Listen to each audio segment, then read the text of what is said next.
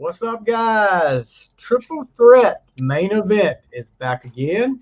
We haven't been on. It's been a while since we've been together, but we figured we'd get together right before Christmas.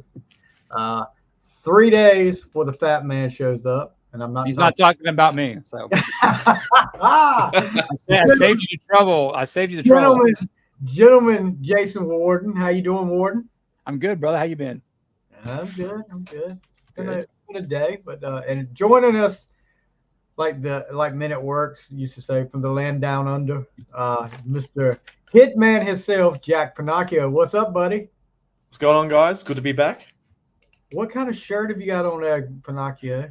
So this Global Warning Tour, this is when the WWE came to Australia in 2002, so it's 21 years ago. That was actually my first ever live wrestling show I ever went to. So wow, it was around the time when they actually became the WWE. So yeah, I noticed the logo. I mean, it's like, wow, it's been that long. Jeez. Yeah, I mean, I was looking at it the other day because you can see clips on YouTube. 2002. Man, that's What do you like? Was that when you were born, dude, or felt like it? Right. So hey, that was your first wrestling event. Yep. Stevie, what was your first one? Yeah, that's what I was just saying. That's another episode right there. Don't give it all away. Yeah, don't get it. Sneak peek. What year? My first one was 1986. Raleigh, North Carolina. Mine had to be 91 because the Persian Gulf War was going on and Slaughter was the heel. So I'll just tell you that. So that's how fair it was. Yeah. Maggot.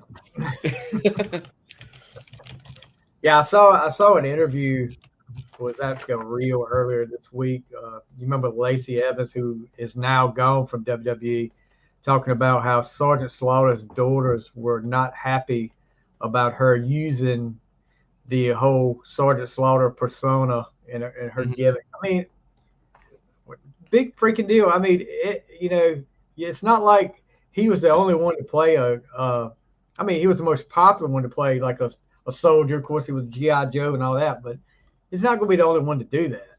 She was actually in the army, though. Yeah. If you want to really get, talk about using somebody's likeness as a Charlotte Flair, I mean, it's just Ric Flair and, leotard. That's all it is. Yeah. Same moves, woo. I mean, and I get it's his daughter, but, Yeah, but I never saw Ric Flair do a moonsault off the top of a cage, though. He's tried. He's got up to the top rope, but he never makes it. That's all he does when he gets to that top rope of a cage is gets his pants pulled down, and then his head flaps up there, and he falls off. He straddles. Are you insinuating that Charlotte Flair is better than Daddy? More athletic, I'll put it. Well, yeah, but Ric Flair. Different time, bud. It's a different time. No, it is not a tie. It is not a tie. Hey, listen, I'm speaking English. A different time. Would she be as good? Would she be as good or popular if she wasn't a Flair? Good point. Good point. Probably not.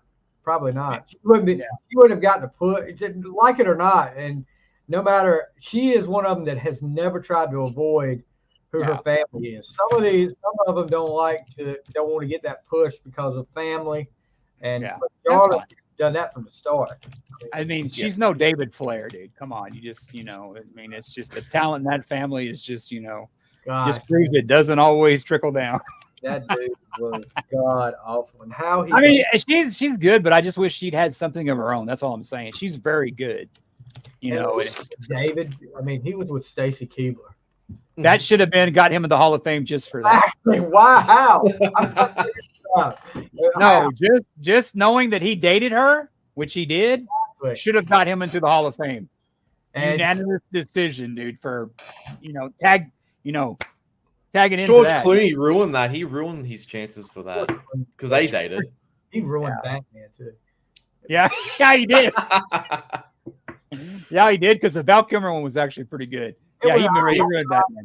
And he'll admit it. He'll admit he fucked Batman. Yeah, he'll admit it. Yeah. Who are you talking about? Oh, speaking of Charlotte, bad news for Charlotte, as Charlotte is out. Yeah. What they said, 9 months at least? 9 months. Oh, Yeah. wow. Yeah. Oh, wow. It was 6, and then they pushed it out to 9. Sounds kind of 9 months. That sucks for her. She just came back not too long ago. Yeah. Back. Yep. So that's WrestleMania gone. That's Rumble gone. What did she do? What did she tear ACL or something? Or what did she do? Something like that. Everything in the leg. She's not going to give Aaron Rodgers a call about coming back the same year because Aaron Rodgers has been activated, dude. He's activated, not activated up here though. Well, he's got to go up to his dark place. But yeah, that's going to throw a monkey wrench in a lot of plans. I actually think, and I may be wrong, that there were plans in the works at WrestleMania for the original 4 horsewoman, which was Sasha Banks, Bayley, Becky Lynch, and Charlotte to face Damage Control. Because I think you're gonna, they're still talking to whatever her name is, Sasha Banks, whatever her name is. This may actually get them to bring her back. Because she wanted more money than Charlotte. She wanted a bigger contract than Charlotte. So yeah, that was never gonna happen. Sorry, but she's not that great. Oh no, I disagree. I think she's one of the best. I think she's awesome. I mean, I would put her above. Becky, and I would put her above Charlotte. Just me. Yep.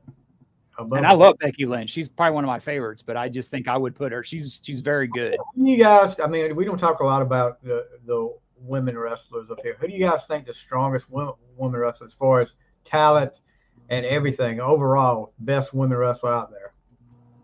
Oh, it's got to be Mama. She's just the whole package. She's just so dominant. There's nobody can really go up to her, and she's got a personality. I mean, I think she's great. And I don't think Dom would be where he's at now without her. I think she, I mean, he's a good heel. He's a good heel for his short kids, but them together, I think that helps out. And that kind of stuff going on between whoever the leader of the Judgment Day is, that's getting good. That's getting good because who's the guy that has the cash in? I forget his name. Damian Priest. That dude's going to be champion. I just think he is. Y'all not see what they're doing though. I mean, with R-Truth joining now, this is Bloodline Part 2, the sequel to Bloodline. Yeah. They're going. R-Truth is making them break character. And he's so funny, dude. He's 51. He's great, man. He's great. But when he puts his name on the shirt. The funniest things was when he come to the ring for the Royal Rumble, went under the ring, got the ladder out, set the ladder up in the ring to look for the briefcase. Look for the briefcase up there, and then he was like, "Oh, that's on me. That's on me." Oh, when he made Brock Lesnar laugh. I mean, that's something right there. But yeah, that just looking at some of the headlines, a lot's going on since the last time. You talking about Rhea Ripley? Yeah, Rhea Ripley. That's what I meant. I think she's going to have a feud against that girl they got from. Sorry. Yeah, after the match at WrestleMania with Charlotte, I was like, okay, but I want to, and no denying her talent or anything or charisma or anything. I want to see her in the ring more. I want to see her doing more. But she has no competition. Nobody can beat her. She's like Lesnar was. She needs to I don't know. Who's that girl they bought in for MVW? That's the Triple H. She was a real pretty muscular chick. She came in from AEW. Zoe Starks? No, she's you're talking about that Jade. Yeah. Oh, Jade Cargill. I think they brought her in to feud with her because she matched pretty good. Triple H said when she came to the Performance Center, it's not word for word, she's not ready. So she needs more ring work, apparently. So obviously what she was doing at AEW was great, but Hunter having the great mind that he has, he's just saying she's gonna win. Work. She's gonna win. She's gonna win the Women's Royal Rumble, and she's gonna face off against what's her name in the WrestleMania. I call it down. So I mean that's the only way to go, especially with Charlotte. Good way to bring her in. Yeah, that was what Bubba Ray said on Busted Open Radio. That him and Tommy Dreamer talking about said, bring her out for the Rumble, that be her first in-ring WWE appearance, let her win, and then go for the belt. See where it goes from there. But I don't think they should. I don't think they should put it on her right away. They should have like a series to where they fight there and maybe SummerSlam. I mean, I don't think they should just, waste it all in one match. They should. No. Especially because Rhea has no competition. So. Yeah, that's true. So a lot of WWE superstars getting signed to new contracts. We talked about Dom, well deserved. I would say that. I was not a Dom fan at first, but Dom is one of the heat. The heat on that guy is great. I love it. The best heels, not just WWE, but in all of wrestling right now. He gets it. He gets a contract extension. His dad, Rey Mysterio, gets a contract extension, and also Bayley. Bayley gets a contract extension. So Bayley's done. Bayley stepped her game up. She's really good. And when she fights with Cole, it's great. But you're talking about those extensions. There are a lot of wrestlers that are free agents now, and Dolph Ziggler's one of them. Does he turn up at AEW anytime soon? I reckon he will.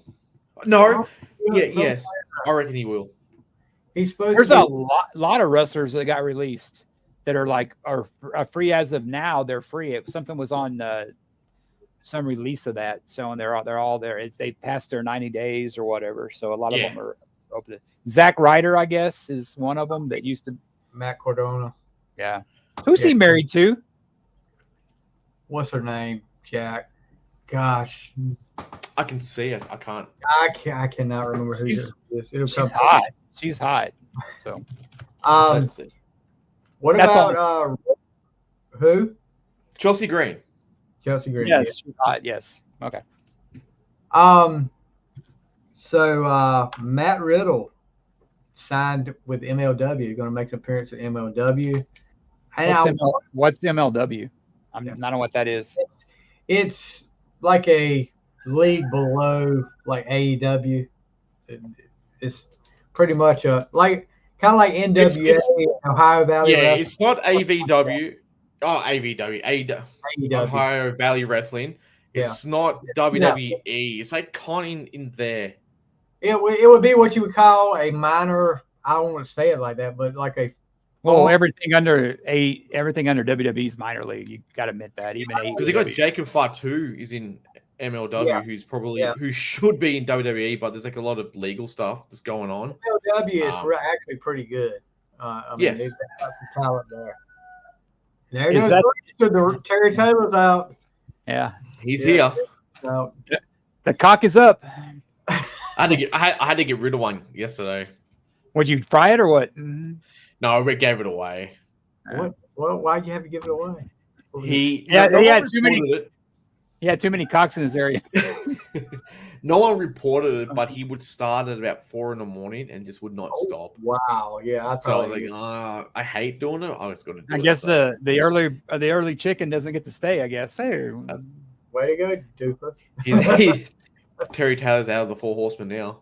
Yeah. So I'm looking up here. No surprise. Virgil, former WWE star Virgil, has set up a GoFundMe for his ongoing health issues. I think he's got some CTE issues going on. Thought he had cancer. He's got that too, but I mean, poor guy. Some of the things that he says and does, it's a shame. But when you look at some of these signings that everybody goes to, conventions and stuff, and he's over there and nobody's going to his table. I think I actually made fun of him one time at an event, but you did? Scott Hall. Oh, well, figures. What is wrong with them headphones tonight? I don't know. I just hear this Southern accent I can't get out of my head. You know, and talking about Virgil, all I can say is, dude, don't let any DiBiase handle any of your money. You know, good point. You'll take it. Just stay away from that. You know. Yeah. So now a tag team from the past in WWE are making their way back, according to Wrestling Inc. The Authors of Pain. You guys remember them? Yeah. Paul Ellering. Coming back, right? So he's going to manage them again. Yeah. Hey, whatever happened to that Whatever happened to that Road Warriors ripoff? That? Oh gosh, I saw that. I was like, oh my god, what the hell is that? They were great. Believe it or not, they were great in NXT. But when they got to WWE, everything went downhill, and they got cocky. And I don't know. They got cocky because they literally came out and said, "We are better." Than the Road Warriors. And they got it to him one night out there. I think it was it who came out there? The Acolytes came back. They beat the crap. Okay. It was like 3 different tag teams, and they were all legendary tag teams, and they beat the crap out of them. I mean, that honestly, was like a pain of receipt. That one, they actually laid into them hard. I mean, that's honestly, man, I saw that. It's like Mini Kiss coming out and say they're better than the original lineup. I mean, it ain't happening, bro. I mean, seeing it for the first, I remember hearing about them and then seeing them for the first time. It looked like a bad cover band, dude. It looked like, you know, like if anything could get worse than Dawkins, that would be the band, you know, a rip off of Dawkins. You love Dawkins. No, I don't. Yeah, the Warden's he's got his Dawkins fan. I mean, if they chucked like spike pads, if they chucked on spike pads, they were literally the Road Warriors. Yeah. 2010. Hell, I'm surprised Ellering didn't manage them the way McMahon, how crazy he was at, you know, there at the end. They could have just got the Road Warriors ventriloquist doll, Rocco, up there to do it. You remember him? That was You don't remember that? SummerSlam, when they had it over in England, the leadoff match was Money Incorporated versus the Legion of Doom. Now, they come to the ring on motorcycles. I remember that. Okay. In the front of one of the motorcycles is a freaking ventriloquist dummy, and they call him Rocco. Paul Ellering has got him. You go back and watch it on the network. I think they still have. I'm sure they still have it up there. But Paul YouTube it. One time at ringside, you hear Paul Ellering he's talking for the dummy going LOD, and I'm like, oh my gosh, what have we come to? These guys used to like be so cool, and now they got a freaking ventriloquist dummy. That's what the WWE. That's what the WWF does to people. You can't be a self-made star without the exception of probably Ric Flair. You can probably count on one hand how many people transitioned from NWA to WWE that they didn't try to change. Look what he did to Dusty. You know, look what he did to. But you know, speaking of that team, a few years ago, I guess we could have got Sonny to manage them like the Road Warriors, but that's probably not happening now. Sonny's managing how many cigarettes she can get in. Boy, Sunny days are definitely behind her. I mean, my God, for a long time. But I mean, it's like she sat there and she pleaded for. I mean, she was given so many chances. It's like, oh gosh, yeah. And people tried to help her too. Mm-hmm. The WWE tried to help her. Yeah, Missy Hyatt. You know, that was a different thing they did together. She actually did try to help her too. But I just remember when they started, I knew that they were done when they did that Wrestling Fiction site when they were naked. I was like, this is parts like 20 years ago, maybe 10 years ago, not now. God, I can imagine Missy Hyatt in the 80s. God, she was gorgeous. Were you the first member of that one? Missy Hyatt? The Wrestling Fiction's website. Were you the first member? No, I waited till it got free. It got hacked and it got the passwords went out there. That's when I did. I just make sure Lars wasn't looking for me. I hear you. So also some big news coming out of the last pay-per-view. the War Game, after the War Games match, of course, Randy Orton comes back, and Cody and is it Jay? I can't remember. It was Jay Uso, wasn't it? Yeah, Jimmy's with the Roman still. Yeah. Jay, Cody, Randy. Who were the other two? Sammy. And, was that it? I feel like there was one Cody, more. Sammy, Uso, Randy. Well, I'm on mind blank now. Because I'm thinking that anyway, they get. Oh, was it Kevin Owens? No, Kevin Owens. No, he wasn't on there. He wasn't in that match. I literally can't. I'm having a mind blank. So yeah. Yeah, my mind's going blank too. But anyway, they get the win. Randy Orton's in the ring. Celebrate this comeback and all this. And WWE is, the Michael Cole is like, okay, great matches, blah blah. He's doing all that little spiel, and they actually go to the screen where they're showing WWE 2023, and all of a sudden you hear the start of Cult of Personality, and here comes the short order cook, CM Punk come out. Short order cook. That's what I think it was Undertaker said. He looked. Oh, he did. Like a short order cook. He comes out. Of course, the crowd in Chicago eats it up. And looking at Seth was just overjoyed. You could see the excitement in his eyes. Yeah. So they Chicago eats it up, and then you look at these TikTok people, the people that were streaming and talking about the pay-per-view had to go. One guy started crying. I mean, he started crying over CM Punk. I'm like, I don't care who it was that come back. If Ric Flair came back and looked like he was back in the 80s, 87 Ric Flair came, I would cry. I'd be crying over it. I'd be excited, but I would be like, oh God. No, that would be Arn Anderson. That's when he would start crying. I still wouldn't do that. What a F you to Randy Orton. I had never liked CM Punk. I think he's a freaking cancer in the locker room. He's an ass. I mean, it's like, that's why Seth went so nuts. And I don't think that was that should have been Randy's return, man. He came back after 18 months. They could have didn't leave the company on bad terms. It was an injury. But you don't see him out there bitching about it. Can you imagine it was reversed and they did that to CM Punk? He'd be out there dropping a pipe bomb or whatever that shit is because he's a baby. Well, they could have done Punk's return on Raw the next night, but they weren't in Chicago. That's why they did it in Chicago. That's true too. But I like you, Orton. I've never seen the whole infatuation with him. He's a good talker, but he's there is no bigger fan of CM Punk in the world than CM Punk. Yeah, and the first thing I said when it happened, and I posted, was good for business now. Yeah. Check back with me in 6 months, and let's see how he is then. But he's saying all the right things now, coming out and apologizing, and he always does that when he comes back. What I'm saying, he took a shot at AEW the other night in an interview, but it is what it is. They're looking at getting as many superstars as they can to try to make this the biggest WrestleMania. Well, it's a different company now. The old man's not there anymore. If the old man would have been there, he wouldn't have come back. But now, I mean, Triple H is in charge, but he's being told. I mean, he probably has a leash, a long leash. He's probably not over in the microscope like before. But if McMahon was still there, I don't think this would happen. But Bella or whoever owns UFC or whatever owns them, that's they don't care. They know it's they don't care. Well, I'll tell you this too.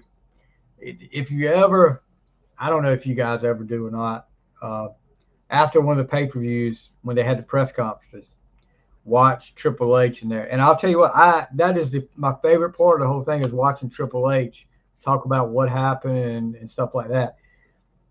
He was like, we're not going to tell you nothing. Things weren't bad. He said, but, people have grown up. People have realized their mistakes.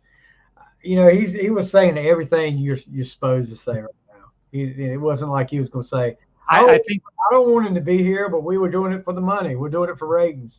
But, I think the talent deserve better, especially a guy like Rollins that stepped up when Roman Reigns is out so much. He's your guy.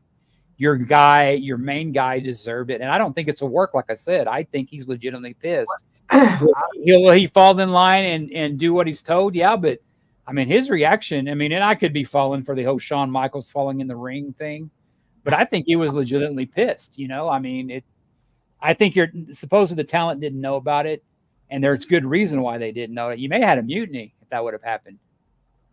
Yeah, I'm not excited about it or anything like that. I mean, but he was held back by Michael Cole when that happened. No other wrestlers was trying to hold back Seth, and I think that's the illusion that because there's a video someone did of Michael Cole, him counting down, like he knew. Corey Graves had a bad look on his face. I don't think he knew. I don't think Michael Cole knew. I think his reaction was genuine. Well, if he was counting it down, then he knew. Oh, he was. I didn't see that. But yeah. Corey Graves may not have known then, maybe. Because you hear him going, you don't hear it. You see he's like going. And then really? He does this, and you hear the whatever it is. But I don't think Seth knew though. No, because I reckon if he did, Seth probably would have done something. I don't think he knew. Maybe he knew. I think he probably might be. It might happen. But yes, I don't think he knew for sure. Well, hell, when they were here last year in San Antonio for the Royal Rumble, I saw they asked him about CM Punk way before he was still in AEW, and he didn't hold back. So if he knew, then he's very good at acting. If he hates CM Punk, he's better at hiding it than a lot of them are. So I don't think there's many. There's a few there that get along with Punk. But I think there's a good amount that don't like him or very. They had those meetings. They had to make sure Jericho was fine with an AEW because Jericho. I mean, he's an older statesman. The locker room respects Jericho because Jericho is older. He's not a prima donna. Yeah, he was their first champion, but he's willing to put guys over. I don't think CM Punk. I mean, when that shit he had with who's the Cowboy or whatever. I think that shit was legit. Oh yeah, it was. Oh, with Hangman Page, yeah. Yeah, because that the owner of AEW, he doesn't have a good poker face like Triple H. He doesn't hide it well. He generally looks surprised, and I think it's inexperience. I mean, Triple H is better at it. Triple H knows what's best for biz, like you said, Stevie. And I agree with you. In the long run, he'll end up burning his bridges again. And this is his last shot, so maybe he won't. Who knows? Well, he claims he's changed, so we'll see. So tonight, actually, the Rooster agrees. Yeah, in the United States tonight, the premiere of the Iron Claw, the movie about the Von Erich wrestling family, and I mean, no coincidence. AEW brings out Kevin Von Erich's kids to one of the events, and Kevin Von Erich makes an appearance and actually puts the Iron Claw. I forgot who it was he put it on, but good move by AEW, I guess, to kind of get that out there that they were. No. And with that premiere tonight, don't be surprised if the Von Erich brothers make an appearance because they are in San Antonio tonight. AEW is, and the Von Erichs, like I told you guys, they have a place probably about 30 miles from here. It's a little place called Burning, Texas. It's where Austin lived at one time, and Goldberg still does. So they have a ranch out there. So they may make an appearance tonight being here in San Antonio. They were on Busted Open. A few days after they made the AEW appearance, and I don't know if they've got a contract with AEW yet. They may be doing little dates here and spot dates or something, but I think they're hoping they do because they've got guys there they want to face, and it would be good for them, I think. But they've always rejected the limelight. They've always been more. I mean, Kerry's the only one that really went up to the WWE. I think it's a shame that no more people saw Kevin because I think Kevin was the most athletic, very gifted, and of course David was the most talented. David was, but Kevin was always my favorite. But it's like Kerry was just. I mean, it's just he had his demons. Yeah, but man, if Kerry wouldn't have done that, and if people could have seen Kevin and David, I mean, they would have been, well, knowing the WWE, they probably would have, put a hippopotamus costume on them, and I thought they were going to actually do that to him when he came up, calling him the Texas Tornado. I was like, okay. At first, I was like, are you not going to acknowledge his real name? But they called him by his real name. And he was there no time before they put the Intercontinental belt on him. Let him beat Mr. Perfect. So that they really Kerry had the look. He just had the look what Vince wanted. Yeah. He had that ultimate. Not great on the mic. No, not great at all. Not great on the mic, but he had the look. Oh my gosh. He was horrible on the mic. But yeah, he definitely had the look, and he was a former NWA world champion. Granted, it was like for 2 weeks, but Dusty held it like 2 or 3 times for a span of 2 weeks back then too. But I'll definitely have to see this. We all need to watch this and talk about it sometime in the future.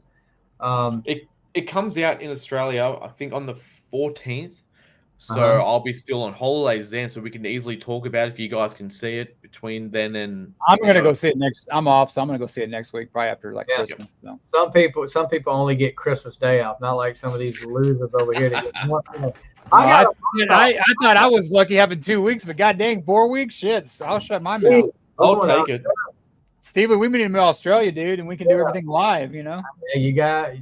Tell your boss you got two new workers coming.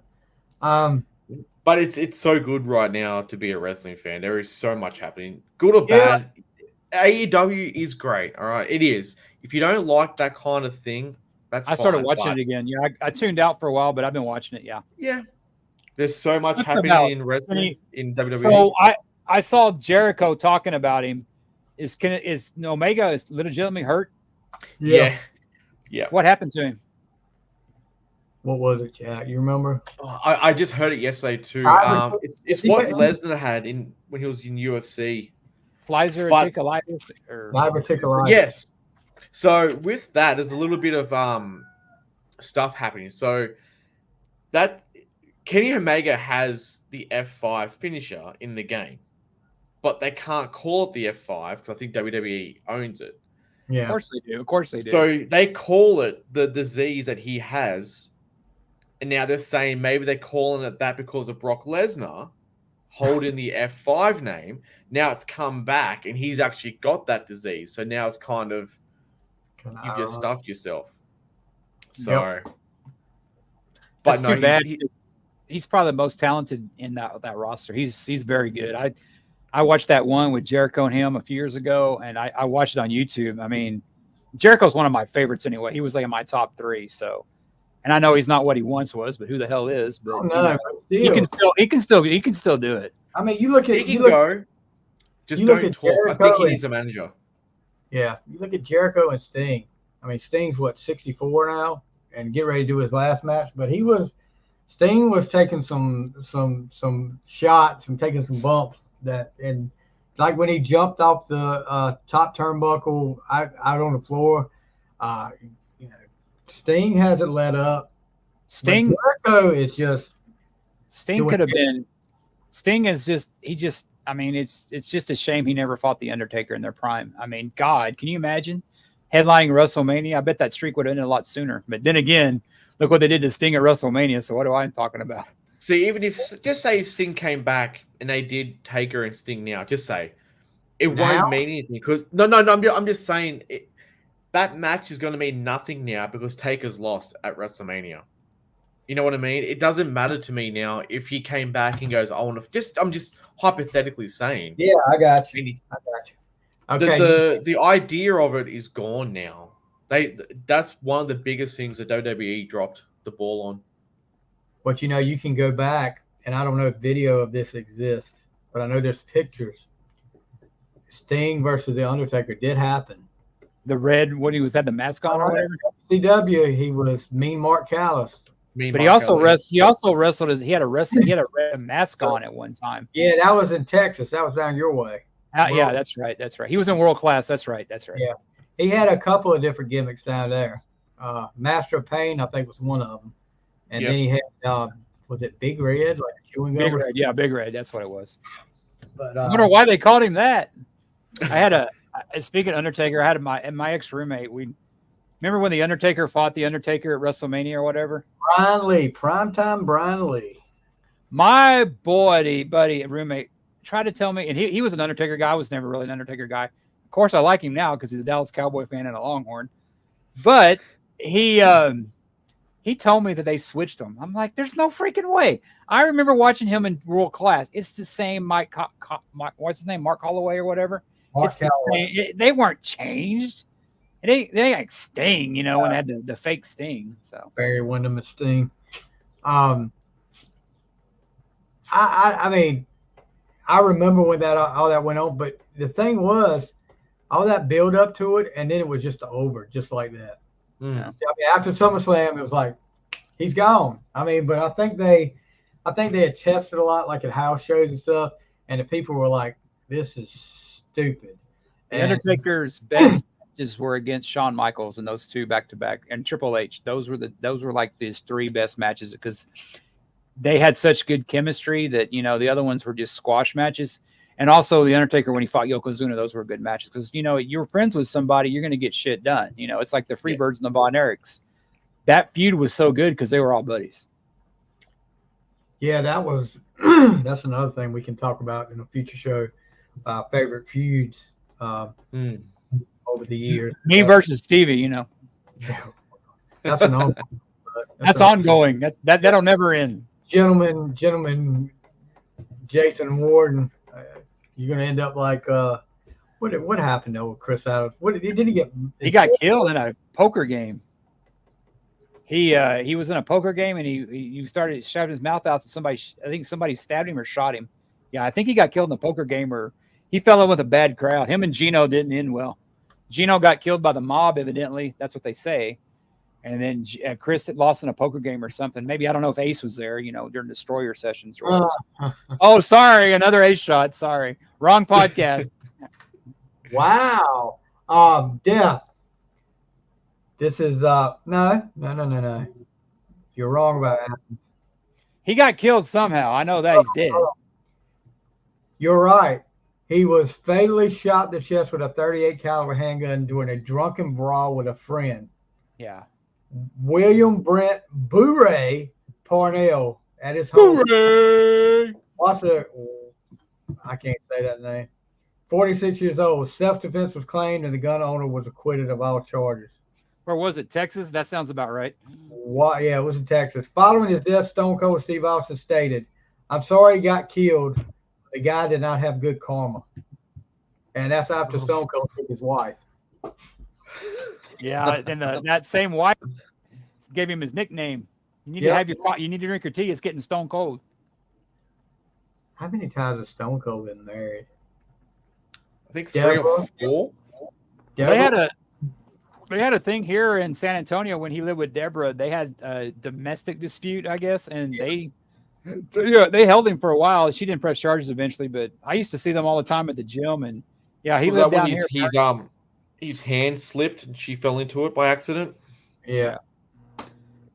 Another Tommy Lee, I guess, But you don't hear much of that, which is strange because you hear a lot about what I guess around that time was different internet stuff. You can hit me as hard. You can hit me as hard as you want. Give me about $5 million to go away. Hell, I'll go away. That's all it takes, Stevie. Make me go away. $5 million. That's my price. I'm gonna start a GoFundMe real quick. Yeah, me, Warden and Virgil out there. Austin is on his 4th wife. So.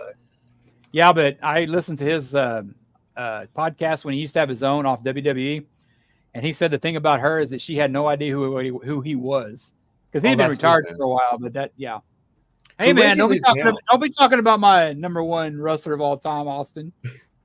Where does he live now? It's not. He lives Victoria, Texas, he had a place down here called Tilden, which is pretty much all desert, with a few trees. He sold that, then he moved to California. Now I think they live in Arizona because he does like a lot of movie roles out there. His wife's from California, so he sold his place down here. It's nothing but there's so much drought down here that I don't blame him. If I had the money, I'd move up there. I'd move to Arizona too. I love the desert. So CJ Perry, better known as Lana from WWE, she's an AEW now, Miro's wife, hospitalized with a terrible infection that required surgery. Oh shit! She's gone home now, but look, they thought one time she was going to lose like fingers because her finger was like black. Wow. That's what. It started from a cut in the finger. Yeah, it was terrible. It looked terrible. It's probably sepsis. She was actually saying, "You guys need to really pray for me. I don't know if I'm going to make it through this or not." But yeah, so hopefully she's better now. She's home. They're saying she's home, so she must be better. That's another guy that I like. What's his name? Does it go by Miro? He's one of my when he was Miro. I liked him. I liked him a lot. Yeah, he's just another guy that just didn't. They didn't use WWE didn't use him to his full potential. Well, they gave him such a big push at first, and then it was just like, oh well, where you at? He had one of the best WrestleMania entrances coming in a tank. Yeah. Only to lose to Cena, like after all, and that was like the kind of the start of the decline, in my opinion, for him. But but he got married to her. WrestleMania, Hollywood, you can't lose to Russia. No, that's that was like Rocky losing to Drago. Rocky 4. Yeah, if he'd have lost that, everybody would have been like. I think the worst part about that movie, even I remember seeing that, is when they had the guy who was supposed to be Gorbachev and he even had the birthmark. You're like, oh, come on. Yeah, I mean, it was the 80s, but dude, that's a little much. Come on. Have you guys ever watched I think Stallone did a updated version of it, Rocky 4, and added more stuff to it? No. Yeah. Well, it's been a few years back now. There has been never one person that has lived off sequels more than that man. Yeah. Rambo, that one. Hey, did you see that one? You see that one I posted on Facebook today that Rambo's a Christmas movie? Did you know that? I didn't know that. It's good little tree in the background. Holy crap. It takes place during Christmas. It's a Christmas movie. If you show a Christmas tree or Christmas decorations, it's a Christmas movie. Yeah, it's a Christmas movie. I had that debate actually on another podcast Sunday. It's a sports podcast, but they wanted to do a Christmas episode too, and we did top 10 favorite Christmas movies, top 5 Christmas songs, and top 5 worst Christmas songs. So what's your number one Christmas movie, Stevie? Number one Christmas movie, Christmas Vacation. Yours, Jack? Same. Dude, It's a Wonderful Life, dude. Come on. Oh, dude, really? No man is poor who has friends. I mean, I got you two bozos, but I'll take it. The older I get, the more I relate to Chevy Chase in that movie. I just do. Yeah. Elf was good too. You had to figure out how the kids, the boy got younger. He was in the first 2 Vacation series. The boy was the oldest. Anthony Michael Hall. He was in the first one. Every child in every vacation movie was different. Yeah. Yeah. I know she's kind of weird, and I know especially in like Natural Born Killers, but I've always had a kind of a crush on Juliette Davis, or what's her Juliette Lewis? Yeah. Juliette Lewis. And I didn't know that she was what's her name.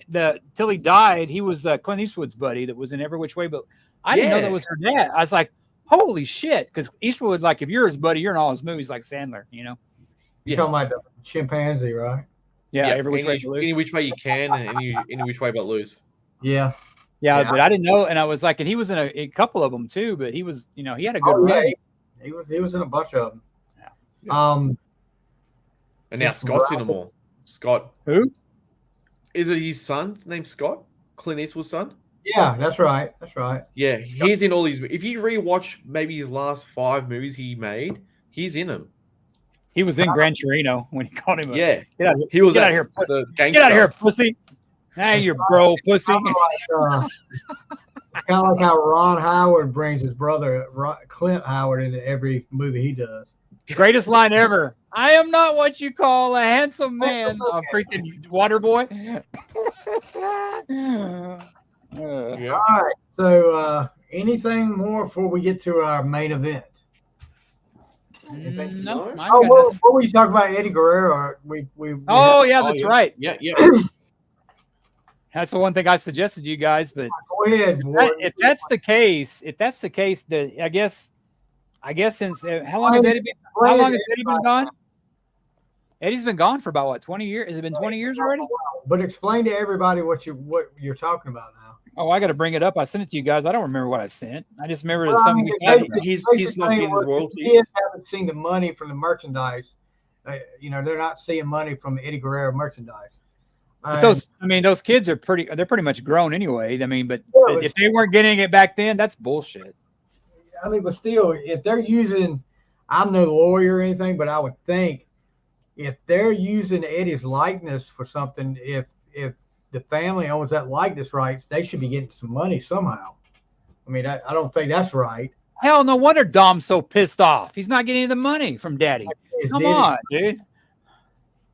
And there's also a thing I saw from today from Mike Rotunda was saying that on a good point, we've got to bash WWE, but they're saying that they put what his son, I forget his name. Yeah. Ray on a Legends contact, so they are supporting the family. So for everything you have on there, you have that. But God, what a loss! What just him and the other guy that died, Luke Harper. Yeah, you look at those. It's that the two of the. God, I love when they. I'm forgetting the Wyatt family. Yes, they were creepy as hell. We got people all around here, and Stevie's in his. He's seen them too in the South. A lot of people look like that. I'm trying to get the beard that way, so you're going to see me, pretty soon. Luke Harper's death, man, it still gets me. I don't know why it's his, but I don't know. You watch his videos, and he's always happy. He's always smiling. I think that's why, such a big. He reminded me of Bruiser Brody in a way, and just the way he looked and the way he brought. I think that's why his son's called Brody.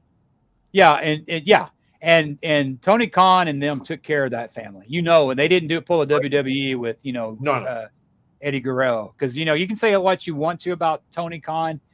He pays his people. Jericho said it. He takes care of it. And, of course, he's got more money than that. But maybe with this, with WWE, maybe that, they're getting their new contracts now. Maybe that's more of a sign. Well, after Luke died, Eric Rowan was still with WWE. They both came in alignment and agreed, go to AEW for that one night and go celebrate Luke's death. Because they were in the Wyatt family together. So back in the day, that would never happen. And you can kind of see too with WWE because I think for next week the superstars are getting a week off or something like that. Yeah, now we're doing it now. Yeah. So tonight's Wrestling SmackDown is taped. Oh, that's why I've been getting spoilers text to me. Yeah. It's like, oh crap. Yeah. So that's tonight's SmackDown spoiler is being taped. If it was McMahon, he'd be given the day off and call him and come in. Hey, I'm changing the script. You got to come in. They'd be working Christmas Day. They used to do that. There used to be. I want to say WCW used to run Christmas Day. They'd run it at night, and you hear. One of the things I like about watching Arn Anderson or listening to Arn Anderson podcast. They go through month by month of every year, and they'll have some clips, but then they'll talk about, okay, this is where you were so-and-so date. You ran this, and there was some, he ran some in the afternoon and then some at night. Can you imagine what these guys would say if they had to wrestle twice in a day? Damn, Stevie, even the WWE wrestlers got more days off than you. Jeez. I know. Yeah. Get a whole. You gotta become a WWE wrestler and move to Australia, dude, to get a couple of days off, man. What the hell? I'm gonna have to break out my Rey Mysterio mask again, so nobody knows who I am. There was a kid back when I worked one of my jobs before when it had to be like 97. Have you been there that long? Huh? No, this is a different job. Okay. But it was back when Nitro had first started and Mysterio was out there. And my day off was Monday, and I come to work on Tuesday. One of these guys, all of us watched wrestling back then, and one of the guys said, "Hey man, you know that guy over there? That's Mysterio over there. He leaves on Monday." And I was like, "Yeah." I was like, if that dude is stupid enough to believe that Rey Mysterio goes to Nitro, wrestles, and then comes back and works a freaking job like I was working at the time. What job was it? I was like working in a produce department in a grocery store. You think Rey Mysterio would do that after wrestling on Nitro? I mean, you're on national television. I'm sure he wouldn't get paid bad for that at all. And from the wrestler worked in the deli. This makes sense. Yeah. You ever seen the movie The Wrestler? Kurt Warner, did he stock groceries while paying for the CFL or whatever? Yeah, that's right. In high school, me and my buddy, we used to rag on, we'd like talk about, because we were such wrestling marks, and I had the Ric Flair mullet, and hey, that's Ric Flair's cousin. And I would say, hey, these matches that's what's going to happen. But I was such a wrestling fan that I could, that's going to happen. That's going to happen. And oh yeah, my uncle told me this shit. Yeah, people believe in that. No wonder people get scammed out of millions of dollars. People are so gullible. Yeah, that kid was looking at me. He'd look at me like, and I didn't know Rey Mysterio was a white guy. What the hell? Well, at the time, I was about that same size and stuff. Are you that short, Stevie? Are you as tall as Rey Mysterio? Yeah, I'm short, dude. I'm like, really? 5'7". So when I meet you, I can throw you into the trailer like Kevin Nash did. I'm not going to be the human dart like Mysterio was. Look, I fell to the floor laughing the night that happened. When the doofus gets a running start like he's got enough weight to knock Nash over. Nash. I didn't surprise he didn't get hurt because that looked like hurt. Just hurls him. Have you seen that, Pinocchio? Yeah. I mean, it had to hurt when he hit the ground. I mean, how about the impression of his head in the side of that trailer? Yeah, it had to hurt. Another one was when he was on a stretcher. The Big Show got him, whacked him on the corner post. I remember that. Yeah, face first. Yeah. Well, and he couldn't move his arms because he was all taped in. And where he was all taped in, he right on his head. Yeah, I remember that. Yeah. One of the stories that came out of the whole backstage that was backstage at Disney when they did the whole human dart thing. One of the stories that came out of there, people called the fire department, the rescue squads, and the fire department. That was real when they came out there, and Jimmy Hart was just telling them like, play along with it, go along with it. This is good TV right here. So he's a tough little son of a bitch, man. Rey Mysterio. Yeah. I mean, he's tough. He's got to be. I mean, his age, he's not a young man, and he's still good. Ray. He's not much younger than us, Stevie. I don't think. When he was on Nitro, I mean, that tells you right there how many guys are on Nitro besides. And he started. Jericho. He actually lied about his age so he could wrestle. How old is he? That's what I'm looking right now. He was born in 54, so he's 51. So he's my age. Shit, I would have been like, I need an insurance claim. Oh, no. 49. Yeah, he's about as old as we are. No, he's right there with me though. He's not far behind me. He's got a ways to go to catch. Are you talking in height or are you talking in age? Okay, both. I mean, let's see. Let's see if they've got his height up here. 5 foot nothing. 5'6". He's actually, me and him are actually about the same size right now because 5'6", 175 pounds. Yeah. He may be in a little bit better shape than I am. But yeah, I thought I saw you with Andre the Giant, but I guess it was a normal sized dude in one of those pictures. So my bad. Probably so. I mean, yeah, I'm definitely hey, dude. I told somebody a long time ago, the short jokes don't bother me. I learned a long time ago I was going to be short. No problem there. Were your parents like that? My mom is really short. Yeah. I see my dad and his wife my brother was like 6'3". He was taller than me, and my dad was short and his wife was short. I was like, wow, yeah. Sometimes you get tall, but sometimes you don't. So yeah. Sometimes I told you, Jack. I don't do feet or inches. I'm about 174 centimeters. What does that mean? Whatever that is. I don't know. What does that mean? I don't know. What are you using, the metric system or something, dude? Come on. I think it's about 5'6", 5'7", maybe. You're all the same size. Wow. Hold on. Man, it's about 174 centimeters. You're 5'7". There you go. You know, we gotta do a show on midgets. Huh? Do y'all go about pounds on how much? Hey, now don't be talking about pounds now. No, we go by kilos. So I'm about 86 kilos. He's freaking. Y'all go by Nikita Koloff stuff. I remember the first time I heard that was Nikita Koloff. About 85, 86 kilos now. Kilos. Hey man, when you talk about South Texas and you talk about kilos, that's a whole different meaning. Dude is like 190 pounds. You're getting when you talk about kilos down in Texas, you're talking about Pablo Escobar territory. Come on, man. Yeah. All right. So now that we've rambled on for an hour, we get ramble on. Oh, not the Zeppelin Chronicles. My bad. Not a Led Zeppelin fan. You're not a Led Zeppelin fan? I like the stuff, but I'm not a big fan. Yeah, but you like Journey, so there you go. And Dawkins. Ain't nothing good about it either. Rocking with Dawkins. I saw that somebody posted that on that page. No, it was somebody. It was somebody that said that I saw some comedian one time. You'll be rocking with Dawkins, and the guy's like, "No, you're going to be sucking with Dawkins." You know, I know we're getting off the wrestling. It's your show. You don't care. You know that he made the comment in an interview a couple weeks ago. He didn't know who would play him in their biopic when they had. I was like, what the? You think they're going to do a movie about Dawkins? Don Dawkins. He is just. You would probably make it. You like him so much. There's not going to be a Dawkins movie. That should tell you something right there. He's I mean, hell, you can say what you want to about Kiss. At least they got Spinning Gold. Yeah, and what happened to the whole Kiss biopic that was supposed to happen? I know there was supposed to be like, you know, Netflix there. It's coming out in 2027, didn't you see?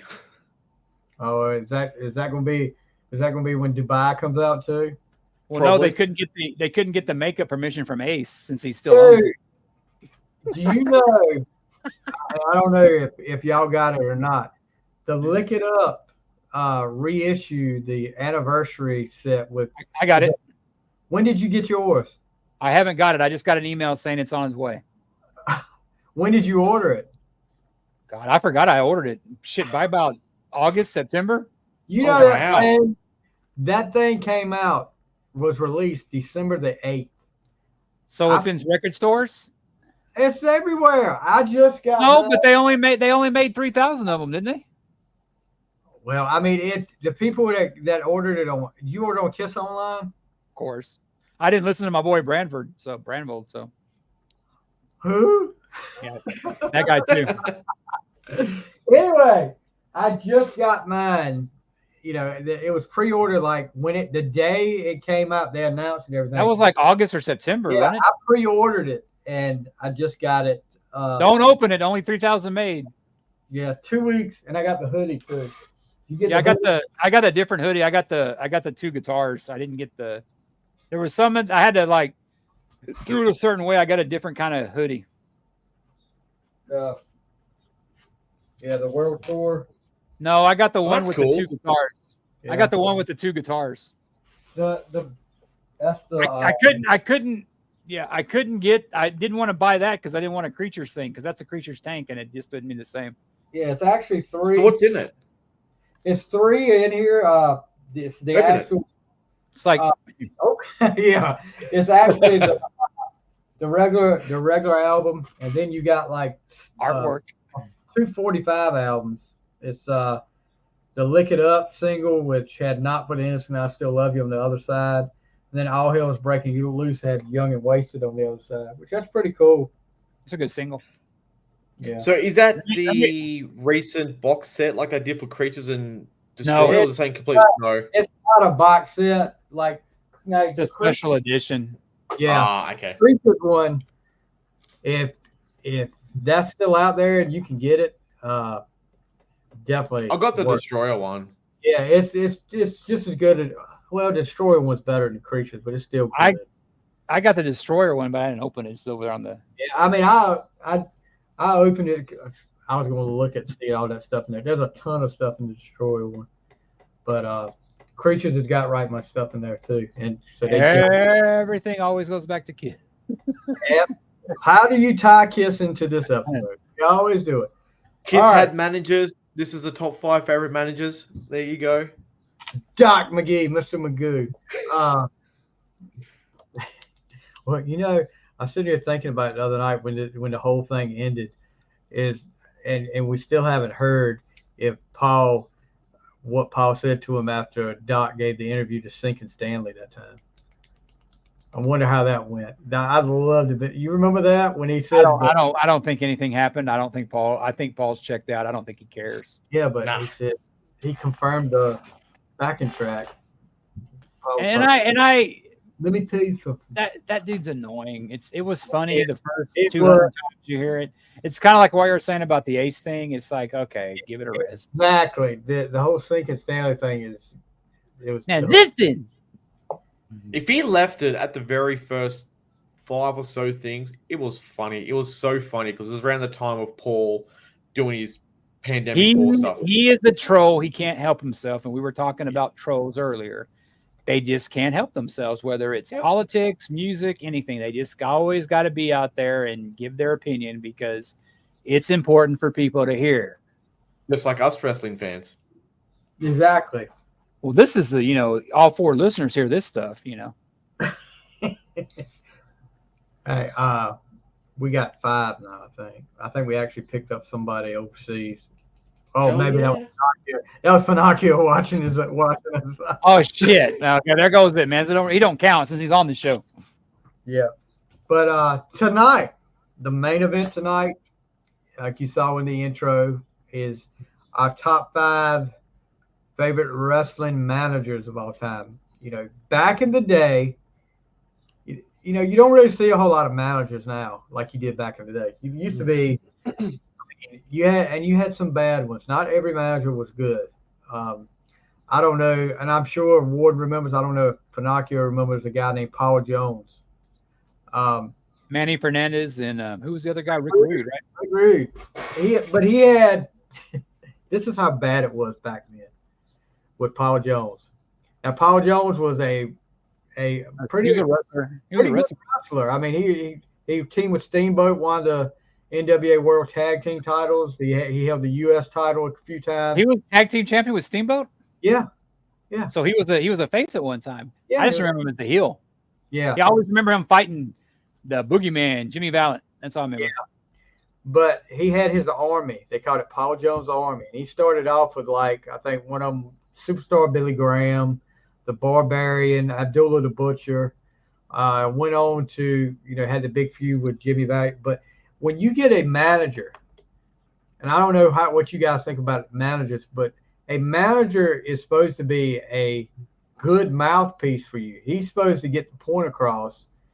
So most of the time, the ones that have the managers are guys that are not that great on the microphone.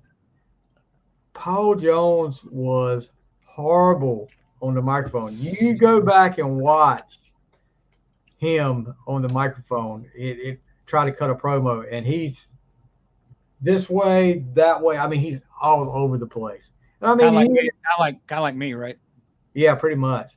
But I mean, he had some guys that he wrestled that were not bad. I mean, like you said, Rude and Fernandez won the tag belts for the Rock and Roll Express. Then he had the Powers of Pain. I mean, they were right. They had a big feud with the Road Warriors. But it's like a tribute band versus a band. Then he went down to the Russian Assassins, which Jack Victory in one of his 30,000 mask wrestlers that he was. Russian Assassins? I got to look that up. Him. Okay, let me tell you. Powers of Pain leave, Manny Fernandez leaves. So you got Ivan Koloff is still there, and Paul Jones is managing him. So he gets these guys called the Russian Assassins. They're mask wrestlers. It's only one at first. But Paul Jones, Ivan Koloff at one of the Clash of Champions is fighting, of all people, Ricky Morton in a Russian chain match.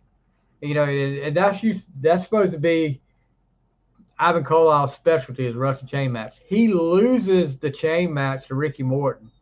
What did they borrow Hulk Hogan's red and yellow? Shit, they look just like Hulk Hogan's colors. Paul Jones was had his riding crop that Paul Jones took to the ring. Ivan Koloff was holding on to it, and Paul Jones let go of it. That caused him to lose the match. They argue in the ring. Another Russian assassin appears. They jump him, and it was setting up for Starrcade 88 to be the Russian assassins versus a reunited Ivan and Nikita Koloff. And this is after Nikita was heel. Oh, was a babyface. Yeah, Nikita was a babyface, and Nikita helped Ivan. He got jumped a couple times by the assassins again. Nikita helps him. Nikita, all of a sudden, I don't know if this was when his wife was sick, but Nikita leaves, and Nikita is replaced quickly by the Junkyard Dog, and didn't quite have the same luster as Nikita and Ivan versus the Russian assassins. But you always gotta love these. Like, who in creative came up with this? Russian Assassin 1, Russian Assassin 2. Oh, how do you tell who's who? That's like that tag team they had that they were enhanced the title a lot. The Thunderfoots, Thunderfoot 1 and 2. And then they would team up with guys that were just like off the street. Thunderfoot 1 and Randy Mulkey versus someone. And I'm like, how are they teaming together? But anyway. So tonight we're going to give our top 5 favorite wrestling managers of all time. And I think number 1 is going to be identical for a couple of us. I'm not sure about the third, but I'm pretty sure. But we'll have to wait and see. So let's go from bottom around. We'll go around like is that counterclockwise? That's clockwise to me, but. Yeah, Warden goes first, then Pinocchio, then me. So that's That is the way you do. Okay. So Warden. Are we going to do our honorable mentions after or before? What do you want to do after? Go after. Okay. I told the guys that I was going to kind of piss them off with my list because I have 2 sets of ties. I have 2 ties in my and I don't care because it's a podcast and I'm never going to match Stevie's honorable mention, so this is my thing. Oh, Steve, you've done the same damn thing. Whatever, dude. So my number 5 is a tie between the Mouth of the South and Precious Paul Ellering, because the Mouth of the South and Precious Paul, they managed 2 of my favorite teams. Jimmy Hart with the Hart Foundation and Precious Paul with the Road Warriors, of course. Jimmy Hart, he is a guy that evidently wrote a lot of music and for like a lot of wrestlers. But I remember him with that freaking megaphone when he's sitting there. Hey, baby, you got this, baby, you got this. Just annoying as hell. And I remember one of the first times I saw the Road Warriors, Precious Paul was wrestling with them. I was like, why is their manager wrestling? But Precious Paul was he was a wrestler as well. He's like Paul Jones. Mm-hmm. And I had to tie these guys together because they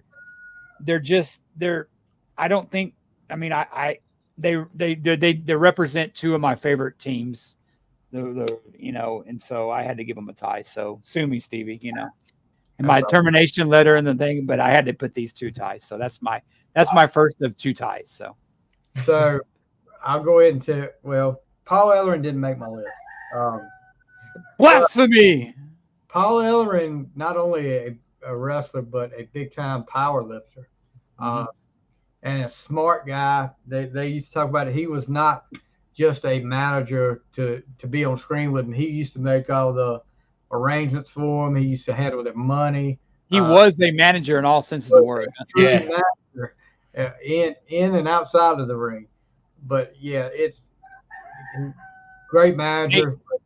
He always used to. I don't think it was the Wall Street Journal he used to have on because you'd see that as a kid. Go, man, that guy knows what he's talking. He's got the Wall Street Journal in his hands. He actually competed in Iditarod. What's that? That dog race, sled race in Alaska. Oh, really? Wow. Yeah, I didn't know that. And his daughter is actually Rachel Ellering. She's competing.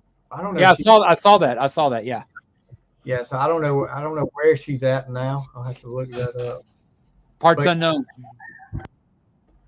But yeah, he like we were talking about before we went over there, managed the Road Warriors. Then he went, of course, the Legion of Doom was back in Georgia, was not just the Road Warriors. I mean, it was a whole faction. He had Jake the Snake in there. He had King Kong Bundy. I'm not sure. I'm thinking Rick Rude may have been a part of that one time. But yeah, he's had some guys, that we talked about it earlier about like, how, a lot of times wrestlers can't talk, and they can't, they had to be the mouthpiece for their wrestlers. That wasn't the case with the Road Warriors and Ellering. They all three could talk. Yeah. Well, it was always interesting to see Hulk because you never knew what Hulk might say. Hulk talked about there's an interview out there where Hulk talks about raping Ric Flair. He was going to rape Ric Flair. Who was y'all's favorite Road Warrior? Just off topic. I would say Hulk. Hulk had more personality, and that may have been because of some other stuff, but he had more personality. To me, I like Animal. I like Animal. Yeah, I was an Animal guy too, even though his son played for OU.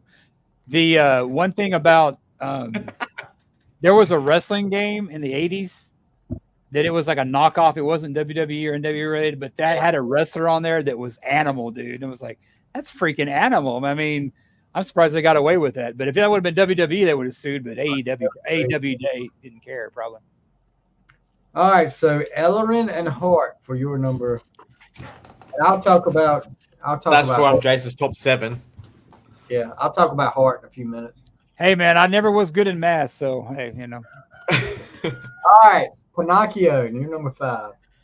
All right, so speaking about math, this is probably one of my favorite managers. Obviously, he's number 5. He introduced probably like one of the greatest wrestlers ever before he changed his name, and that is the $1 Million Man. He brought out the Ringmaster. So. True. So a lot of people would probably think of Ted DiBiase as a wrestler, but in his later years, he obviously became a manager. What was he bribed people. He was a heel manager. He was a great heel manager. What was the name of his faction then? Because he had a faction. Because he had Bam Bam was in there. Tatanka. Yeah. He had a few. Yeah. Nikolai Volkov was in there because they made him wear the tuxedo. He also managed NWO. Yep. Yeah. He managed the after he left the NWO, then he managed the Steiners for a little while too. And that now you know why a lot of those NWO people were broke, because he managed their money. Oh, here we go. Here you go. Him and Brett. Oh, I won't say the name. He might sue me. Him and who? Pull a Shannon Sharp. I won't say his name. He'll sue me. Oh, I know who you're talking about now.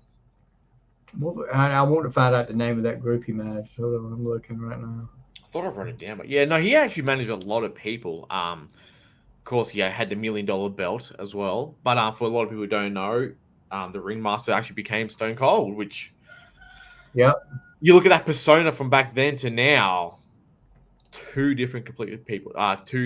So yeah, the $1 Million Corporation. That's it. Yes, he had IRS, which was Mike Rotunda, Bam Bam Bigelow, Nikolai Volkov, Kama, which was the Godfather, Papa Shango, King Kong Bundy, Psycho Sid, 1, 2, 3 Kid, X-Pac or whatever you want to call him, and then they swerved Tatanka. I always kind of wondered what Ted DiBiase. Obviously he became born again. I read his book, and half of it's like talking about that.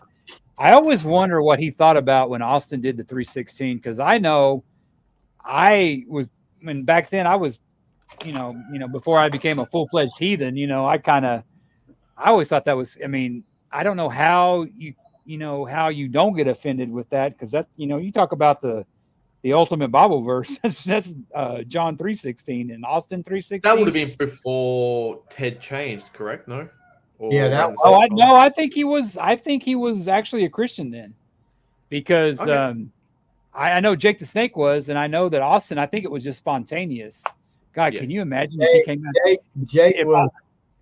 Jake was a Christian on screen. Yeah.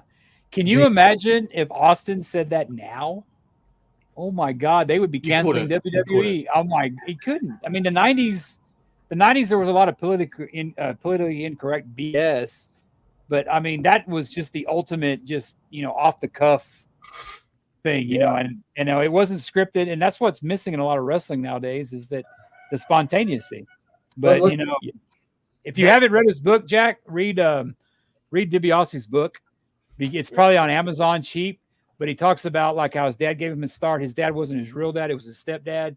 Yes. And it talks about like when his dad died in the ring, how the Funks and all them took care of the family. I mean, they took care of their own back then. And Ted DiBiase, God, he made my top. I think he made one of our lists we did. I mean, $1 Million Man.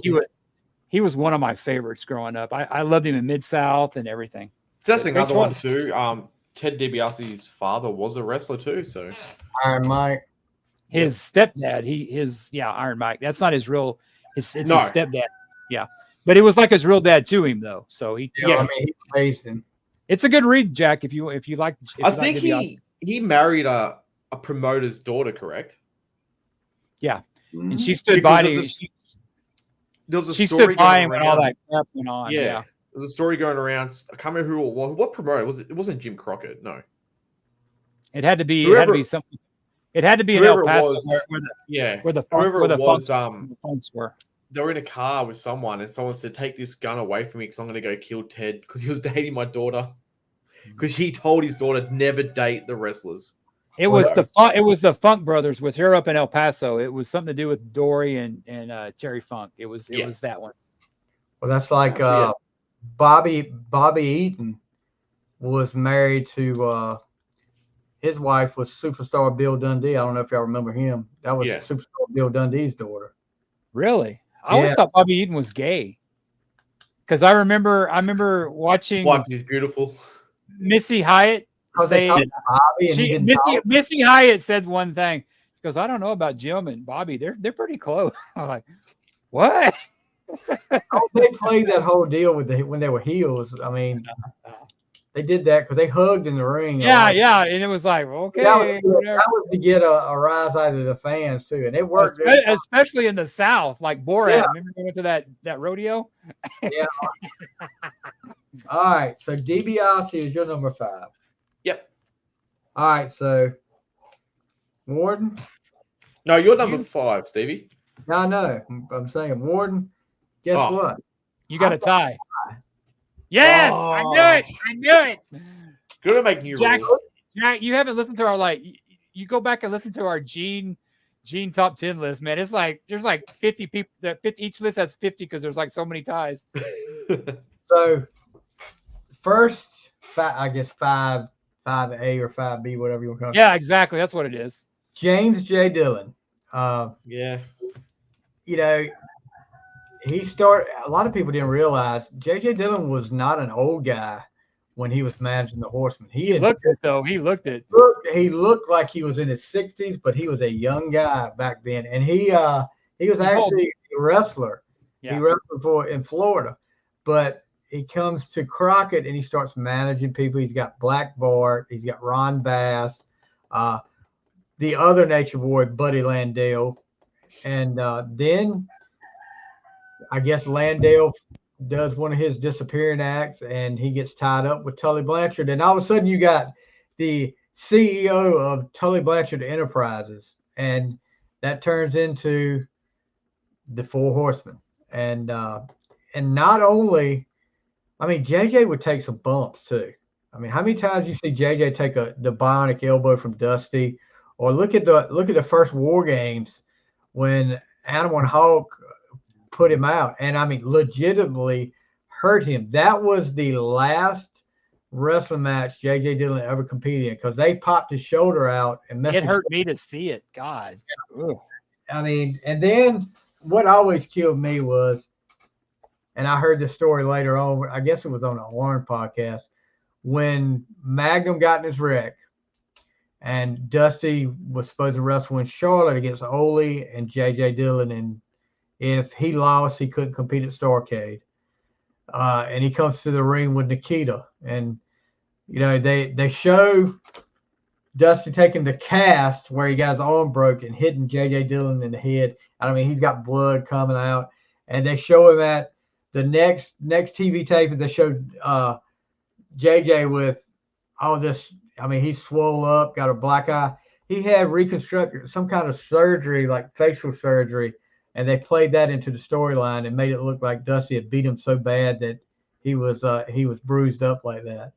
He said, "I've always considered myself a handsome man, but what Dusty did to me, that this is going to scar me for life." And I was like, "Oh gosh, they really beat him up." But then finding this out later on, I'm like, "Dude, really?" But so yeah, J.J. Dillon, manager of the Horsemen, and kind of he could be a boring guy, but he wasn't as bad on the mic as some people think he was. But and my 5B, you talked about him earlier, Jimmy Hart.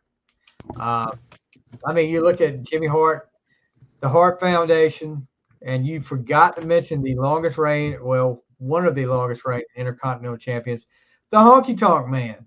You take a guy like the Honky Tonk Man to the Intercontinental title and hold it for that long. Of course, he had the Nasty Boys. Then he turns babyface of all things and manages Hulk Hogan and Brutus the freaking Barber Beefcake, the Mega, whatever they were called back then. Dude, Brutus the Barber Beefcake is a lot better than the Honky Tonk Man. Come on. I don't know. I think they were. Honky Tonk Man was just god awful. He was horrible. God. You ever see Honky Tonk with Valentine together? They tried to make him like they tried to make him a good guy. They tried to make him a good guy. I mean, it was one of the worst gimmicks ever. Look, when they came out as Rhythm and Blues and Greg Valentine had jet black hair, that was the weirdest thing I've ever seen. And get WrestleMania in Toronto, they come to the ring on a pink black Cadillac. Do you know who was driving that pink black Cadillac? Diamond Dallas Page. Yeah, exactly. It was his car. I know. They said that. So technically, he was in WWF early on. Yeah, well, I think back then he was already 50 years old too. So if you look at it, they said that yoga pays off evidently. Hey, yeah. Bruce Pritchard was talking about it, and he said they were looking for a different interest, and they said, "What about a pink Cadillac?" And Dusty Rhodes said, "Yeah, my boy Dally down there in Florida, he got a pink Cadillac. We get Dally to bring it up here. Get him to come up here with it." I tell you, we need to do a worst gimmicks of all time. Honky Tonk Man will be on my list. God, I hated that character. So he looks like Kenny Rogers. And I usually like heels. I mean, hearing the guy talk, he's great, but that character was just awful. The night he pushed Elizabeth down, yes, hit Savage with the guitar, and you saw it just looked like it exploded on Savage's head. Because it's like Jeff Jarrett said, they put powder in him to hit him over the head. Yeah, but god dang, man! I mean, it took Elizabeth long enough to get Hogan. He doesn't have a monitor backstage, see what the hell's going on. But that was the night the Mega Powers were born, and then maybe that could be it because I love Savage, so it's maybe that could be it. I never bought into, and I'm usually a heel guy, but the Honky Tonk Man was just There's a lot of rumors that Honky Tonk was supposed to win the IC title from Savage was supposed to win it from Honky Tonk, and Honky Tonk refused to do it. That's probably true. When that happened, Vince decided, okay, this is the rumor now. I don't know if this is true now. The plan was to put the World Heavyweight Championship, DiBiase win the tournament. But when that happened and Honky wouldn't do it, they just put the world title on Savage. See, I don't get that. I don't get how you can refuse be like a Bret Hart, to put the title over. It's be a Flair. Flair didn't give a shit. He was there. He was a champion.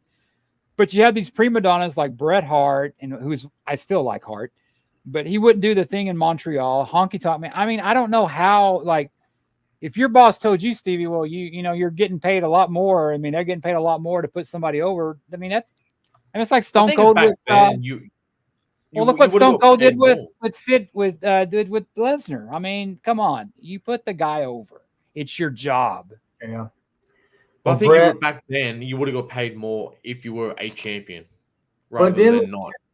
Then look at how he loses the belt. He loses the belt in like 30 seconds to the Ultimate Warrior. All right, you talk about the two worst wrestlers of all time. Two worst attitudes of all time. But yeah, I that's like two of my least favorite wrestlers, Ultimate Warrior and Honky Tonk Man. And Jimmy Hart goes on in WCW wrestle. I mean, he manages so many people there. Turns on Hogan, manages the Giant when he makes his. Didn't he turn on Hogan with the Brutus Beefcake when he became, what was that character? I thought he was later after Beefcake. He turned.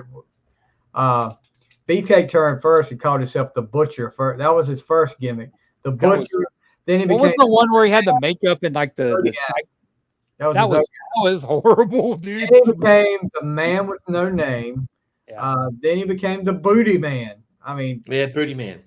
Oh my gosh, dude, there was no better wrestler look than Brutus Bar Beefcake in the 80s. I mean, he wore shit that would make Paul Stanley jealous from Animalize, dude. There is him and Valentine, they were great. I like that team. And Jimmy Hart managed them. There is footage. I don't know if it ever aired on TV.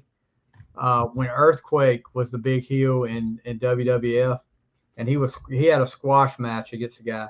And he was, after the match, when he was still beating the guy up, here comes a masked guy to the ring. He's got this god-awful mask on. And they're like, who is this guy? They called him the Mariner. And it was BK. Seattle Mariner? Like the ship? Look, I don't know how to describe it. Didn't he turn on Hogan when he had the mask on, like the black outfit, and Hogan was beating him up? They did that whole angle. They did it at a Clash of Champions where a masked guy hit Hogan in the leg, and Hogan had to go to the hospital and came back and defended the belt or whatever. But the masked guy made like several different appearances, and then at what was it? It was Halloween Havoc when he fought Flair. I think it was for the retirement match. And after the match was over, the masked guy comes in the ring and Hogan's posing, and Hogan ends up beating the guy down, and he pulls the mask off and he sees his Beefcake, and Beefcake's like, you can read his mouth. It's not what you think, brother. Oh, yeah, I remember that. You think? I mean, but yeah. So. There's a picture of, I guess him and Hogan have been friends for so long. There's a picture when they're both blonde and have long hair. They look like brothers. He was, because they were playing them as they were brothers. Yeah. But that shit that happened to him with that parasailing thing, that was evidently true. That was true. You walking along the beach and that shit hits you in the face. My God. That was true. That's why he wore that freaking big iron mask. It's kind of like a mask when he fought the Money Inc. at that WrestleMania that time. He should have went to the Undertaker's doctor and got that mask. Well, the purple one. All right. So number 4 for you, Warden. You know, Stevie, I've known you long. We've known each other for a couple years ago, and how I'm so shocked that you have, somebody associated with Arn Anderson. I mean, don't you ever, I mean, dude, all the time and everything like that. I mean, it's like everything goes back to the Horsemen and Arn Anderson and all that stuff. So, of course, my number 4 is J.J. Dillon. Yeah, J.J. Dillon, kind of what you mentioned before, Stevie. He was like a wrestler before. And I remember that bump he took from, I think it was Hawk that he took when Animal had it. I was one of the two. But he landed wrong, and that hurt me to watch it. Yeah. But you talk about not being the best talker. I think he was the perfect guy for the Horsemen, because you had Flair, Blanchard, Anderson, and my favorite part about Dillon is when Lex Luger was in the Four Horsemen, and Lex Luger started getting kind of more full of himself, knowing now that he was just a stooge for Flair. And you'd have J.J. Dillon just sitting there, sucking on his glasses with Luger talking about how he was the best of the Horsemen. And J.J. Dillon was like, wait, and stuff. And yeah, that was after Starrcade '87 when he lost the belt to Dusty. But he was the only Horseman that lost, and that's what Arn Anderson made it a point. Well, I was winning, and Tully was winning, and Flair was winning, one of us didn't. And he was trying to hold it all together. Yeah, I thought J.J. Dillon was great. He had a podcast a few years ago. I guess he retired from the business and he worked in a prison. And it was like the one podcast without that guy that's on every other podcast. Conrad. Yeah, Conrad. It was a good one, but I don't see it anymore. But it was an in-depth one that he would talk about. He'd talk about the Nick Bockwinkel days. I guess he worked back then and when he worked for WWE as a scout. But yeah, J.J. Dillon, definitely, one of my favorites as well. Yeah. You talk about that. Luger made a comment in that interview that you can come to the ring with me, but my matches will not be decided by outside interference anymore. And JJ was like looking around, like, really? So, yeah. And didn't they do that to where Luger turned face and then Wyndham took his place, right? Yeah, probably about four months later, Wyndham turned on Luger. Yeah, because he was helping Wyndham out and stuff, and then Luger and Wyndham were the tag team champions. They had beat Tully and Arn at the First Clash of Champions. And I'm gonna tell you guys, if you can go back and watch that, that is the biggest pop I've ever heard.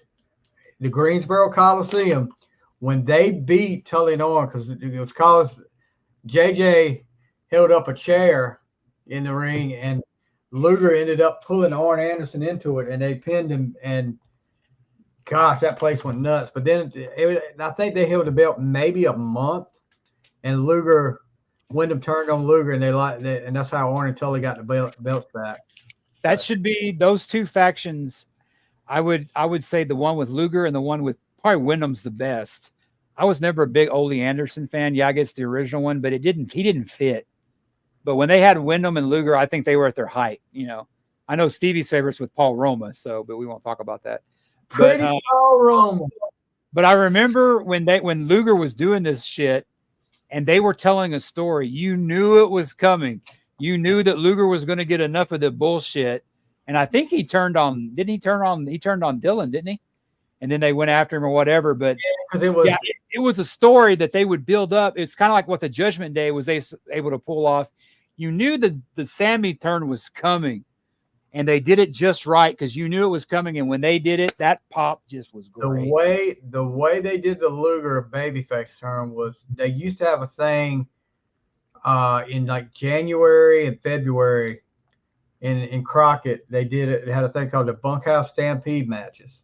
And it was pretty much a battle royal where you came. Everybody wear their boots and their blue jeans. Yeah. Dress like you want to. You come with what you want to. It was brutal. And the last four in the ring was JJ, Luger, Arn, and Tully. And Tully,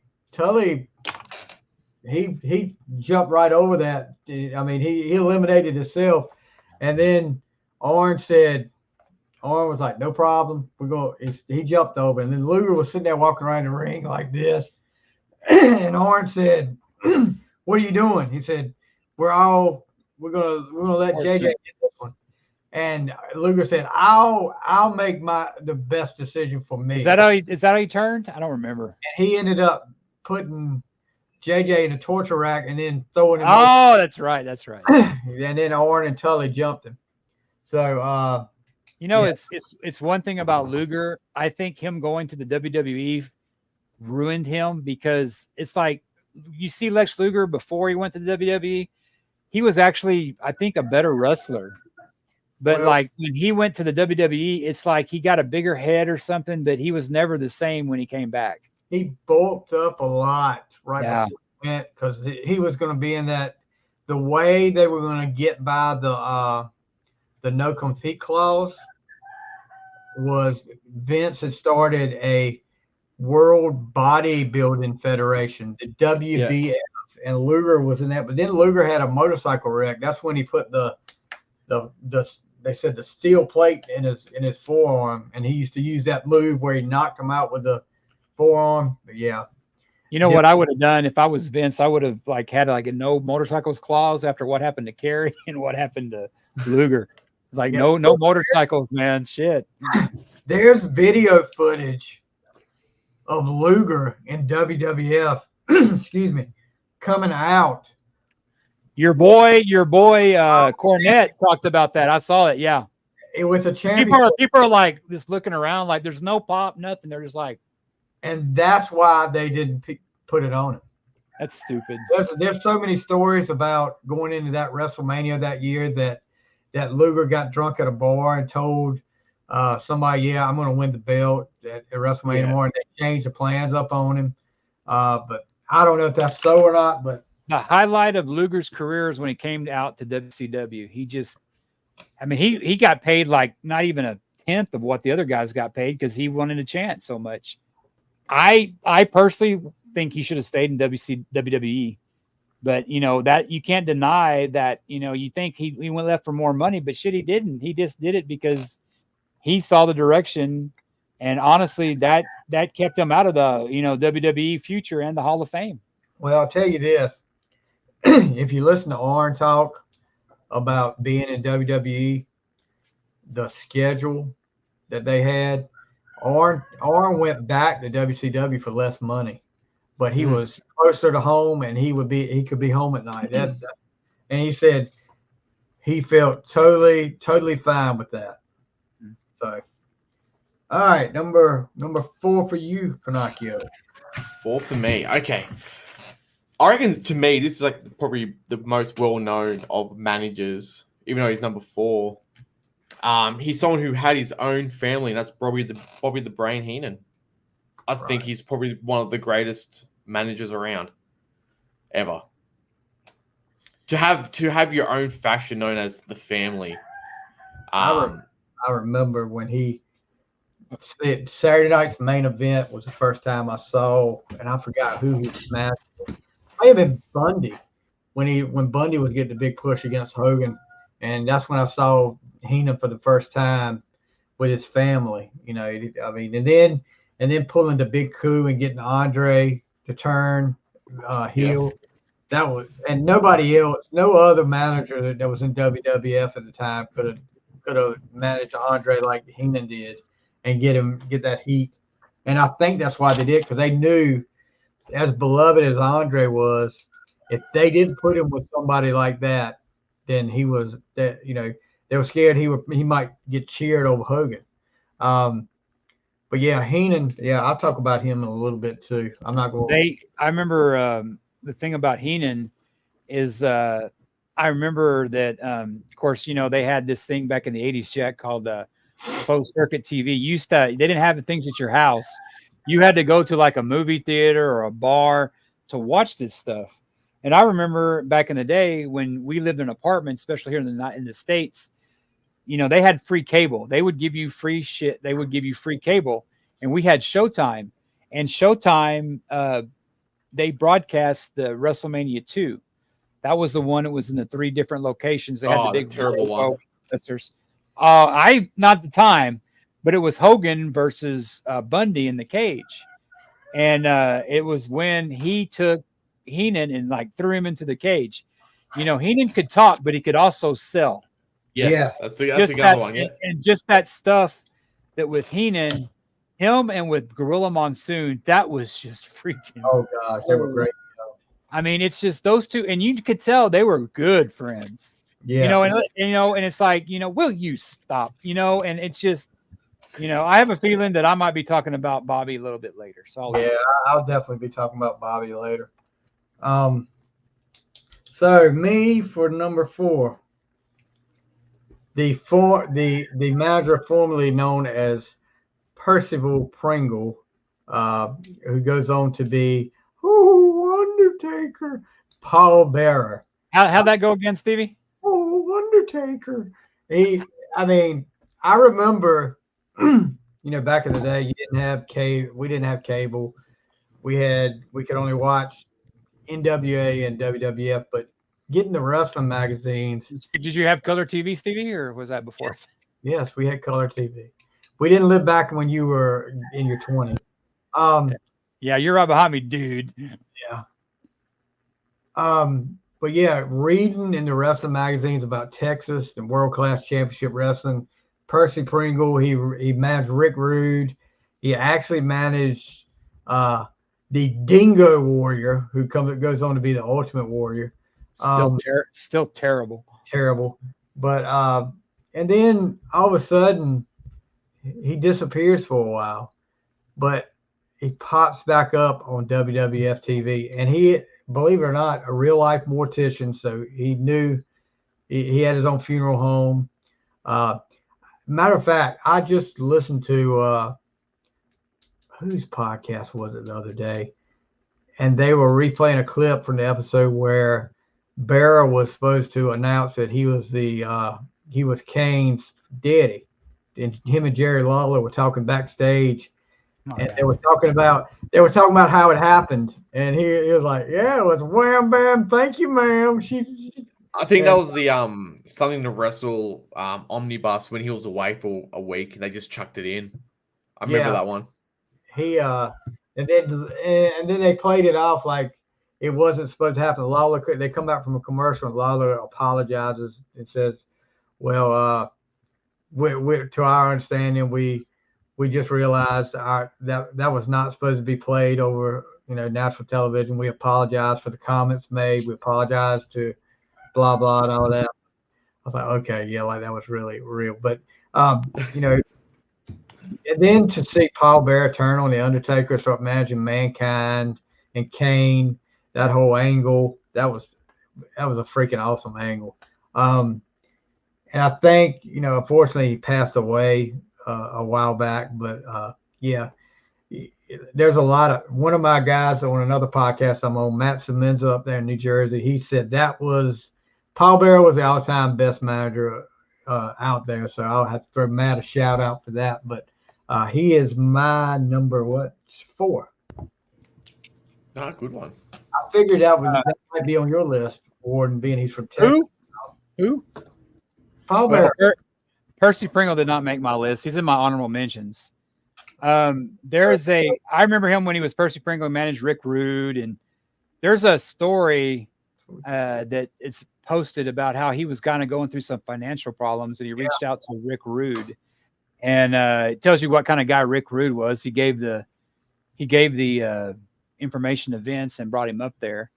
I have a kind of a personal story with Paul Bearer. I remember back I think I told you that story when we went to wrestling back, one of my first matches.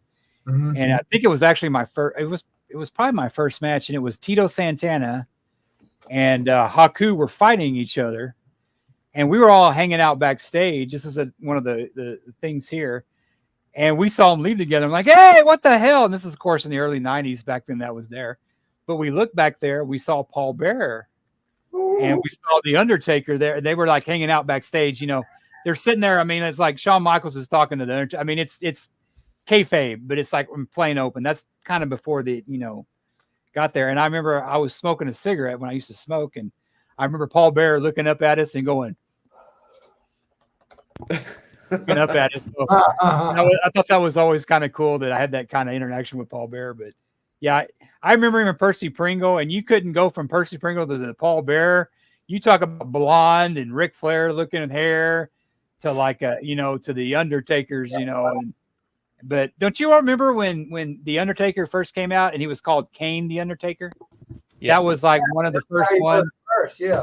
Yeah, but I thought that was pretty cool. And my favorite thing about Kane is, I don't know, when Kane was getting interviewed by JR and he threw the like, it's supposed to be gasoline or something through him, and he burned him, and they didn't show it, but I remember that too. It was just, God, it was a great time to grow up with that stuff. But yeah, he's my honorable mention. Okay, who's your number 3? My number 3 is another tie. There it is. And Pinocchio's going to kick my ass for this one. Whoever this Facebook user is, he's putting. We're doing top 5, not top 10. Top 5. Top 5. Yeah. My number too low. I'm putting. Well, I could say the same thing about what your last one was, but this one is because I remember. Shut up. I remember the Stevie.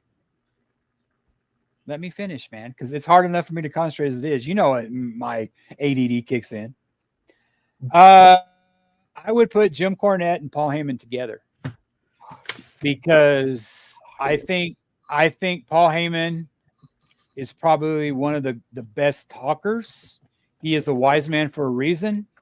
but I can't help remember growing up when Paul Heyman had that dumbass mullet and that cell phone, and Jim Cornette had that racket, and Paul Heyman's the only guy that can make Jim Cornette a face.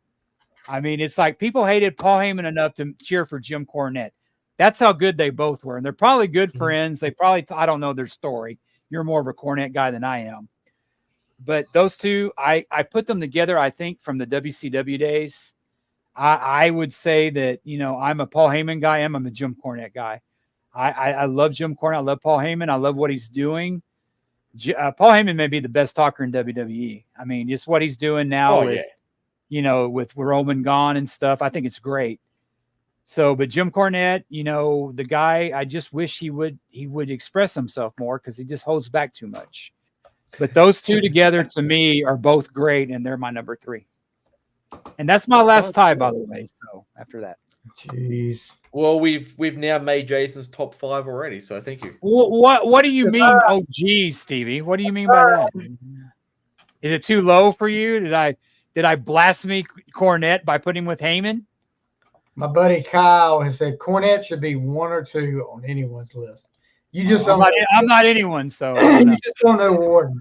No, that's a great tie. I mean, you picture those two, and I don't think the bloodline would be what it is without Heyman, because unless you were a Roman fan 5-6 years ago, the dude could not talk. He tried.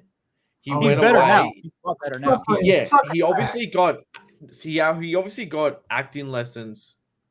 From his time away, because he can do it now.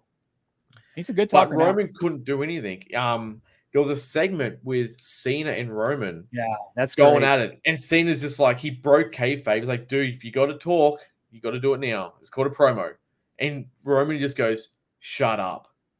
So, yeah. I mean, it's almost as bad as Sid Vicious. Okay, let's do it again. No, man, we're live. We're all through that.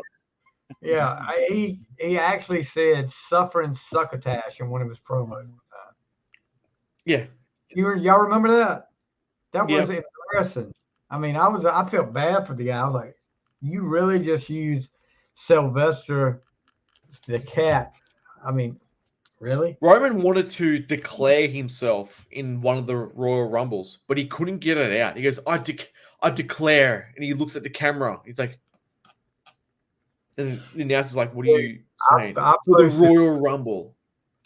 I posted one of the worst promos on the Triple Threat main event group. There was a guy jumping something. And I mean, he is, if you get a chance, you need to go back and look at it. He is god awful, but he's so legendary because it was so bad. He said, oh, I'm mad now. You done got me mad. And when I get mad, I'm going to tear you up limb from limb. And I'm like, oh my God, dude, you really got that down. All right. Number 3 for you, Pinocchio. Number 3. So we've gone through him already, and that's Paul Bearer. So basically, he's probably one of the first managers I ever saw, especially when he came out with Kane. He was freaky, man. At that time, I never knew what a mortician was. Right. I just saw this big guy with his ghost face coming out, his high-pitched squeal, carrying a vase and urn. Like I said, I didn't know at the time. And he's going, he's alive! Like, what is this? Undertaker's alive! And then once he started bringing out the druids and the coffins, I'm like, dude, this guy is insane. But you pair him up, like you said, he was a mortician by trade. Him and Taker, you couldn't put Taker with anyone else, even though Taker was originally a Paul Heyman guy back in WCW. Yeah. Actually, he was originally a Teddy Long guy. Yeah. But Taker and Heyman, Bearer, they just worked so well, those two. You couldn't put Taker with anyone else. So, but like what we said already about Paul Bearer, like you can't top it. Okay, Kyle has given us his top 5. Slick. That freaking Jive Soul Bro. You remember that song? Y'all know who his dad is? Rufus R. Jones. You remember Rufus R. Jones? Wrestler? Yeah, that's his dad. Slick, pallbearer, Paul Heyman, Bobby the Brain, and Jim Cornette. So good list. Good list. Slick was the honorable mention. I'll put that out there now for me. He's a you know in the figure 4. She's a job. He's a minister now. Yeah. Yes. He went babyface right there at the end before he left. Did he really? Yeah. I don't remember that. I must have checked out when that happened. He managed Kamala. Remember Kamala? Dude, he weighed $150, man. He was so thin and he was a good manager. He was a good one. Yeah. All right. So number 3 for me, you guys just talked about him a little bit with Warden, but I'm not going to put him as a tie. It's Paul Heyman. Remember back in the day, hearing about him, reading about him in the magazines. I think he started managing Bam Bam Bigelow when Bam Bam Bigelow was called Crusher Yurkov. That was early on. Then you see him turn up in Memphis, getting involved in the whole Jerry Lawler versus Austin Idol feud. He was managing Austin Idol and Tommy Rich when they shaved Jerry Lawler's head in a cage match. And if you ever get the chance to watch that, just to see the aftermath after he beat Lawler, because Tommy Rich hides under the ring, and it's a cage match. It's not a cage like you see in WCW. It's like a wooden cage, and that crowd, I'm telling you, if that crowd could have gotten that cage, I believe they'd have killed Austin Idol, Paulie Dangerously, and Tommy Rich. But yeah, and then to see him make his debut in WCW with the original Midnight Express coming out on TBS that night, and they beat up Jim Cornette, just like you said, Warden. He was so hated that everybody loved Jim Cornette after that. Then the original Midnight Express split up. He comes back with the Samoan SWAT team. And he manages, look, The Undertaker as Mean Mark. And goes on. Of course, nobody really talked about it, but ECW gets put on the map because Paul Heyman. I mean, now his ways that he did things, probably a lot of guys don't agree with and don't like him because of it, but he gets things done. And just like you said, this whole storyline with the bloodline probably would not be where it is without Heyman, my tribal chief. But Kyle is talking about Lawler broke Heyman's jaw while he was in Memphis on purpose. That's because I think the story was Heyman, Lawler was in charge back then. Lawler and Jerry Jarrett, and Heyman wouldn't do something, and they got into an altercation, and Lawler popped Heyman in the face, and I think he did break his jaw. But yeah, he's the one that's going to voice it. And I want to say too, Jim Ross said something about one of the times before Heyman got fired from WWE, he was calling to WWE headquarters from his mom and dad's phone, trying to hide the fact that he was calling up there to try to find out stuff, and they traced it back to his mom and dad's house. So yeah, he's definitely, he can be trouble, but one of the all-time greatest managers out there, my number 3.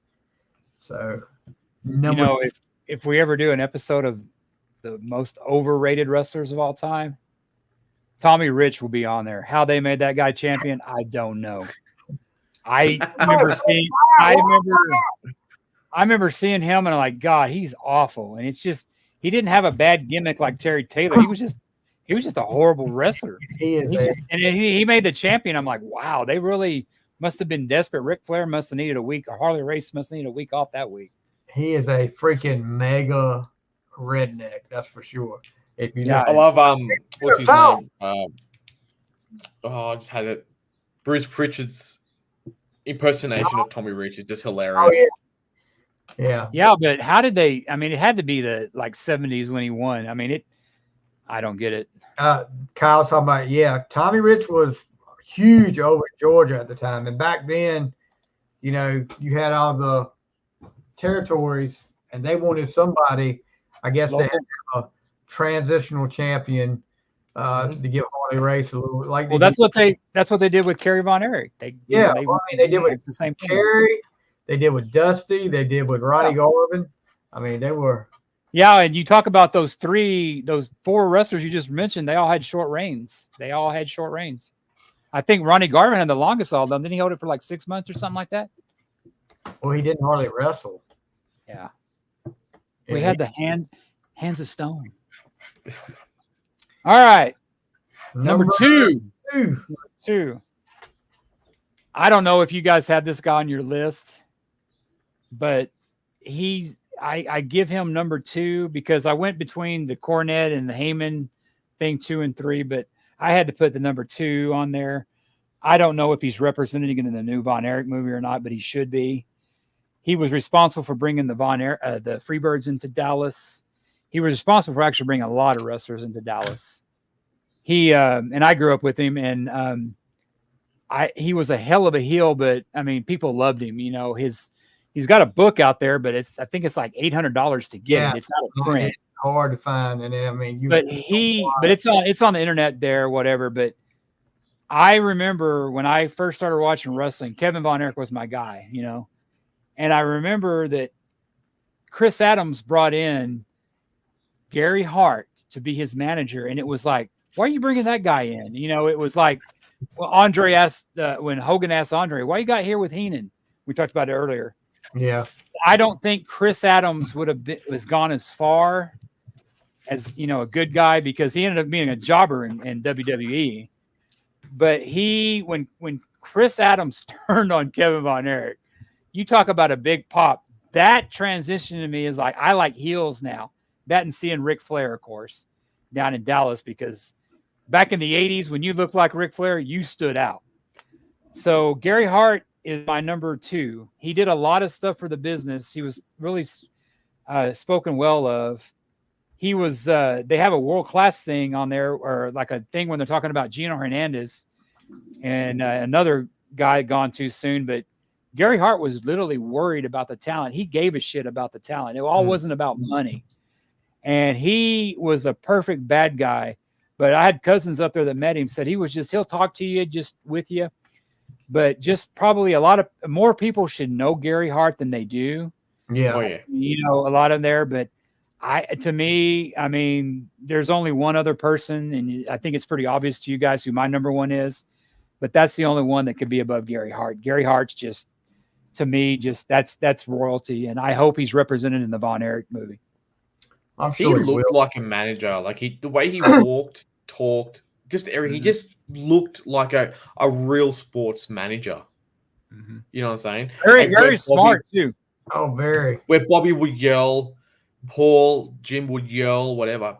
Gary just, I don't know. He'd give you that look, that look that he would just like. He actually was a wrestler. He was named Playboy Gary Hart there for a while. I mean, before I guess Buddy Rose took that, title, that, well-deserved title that Buddy Rose took.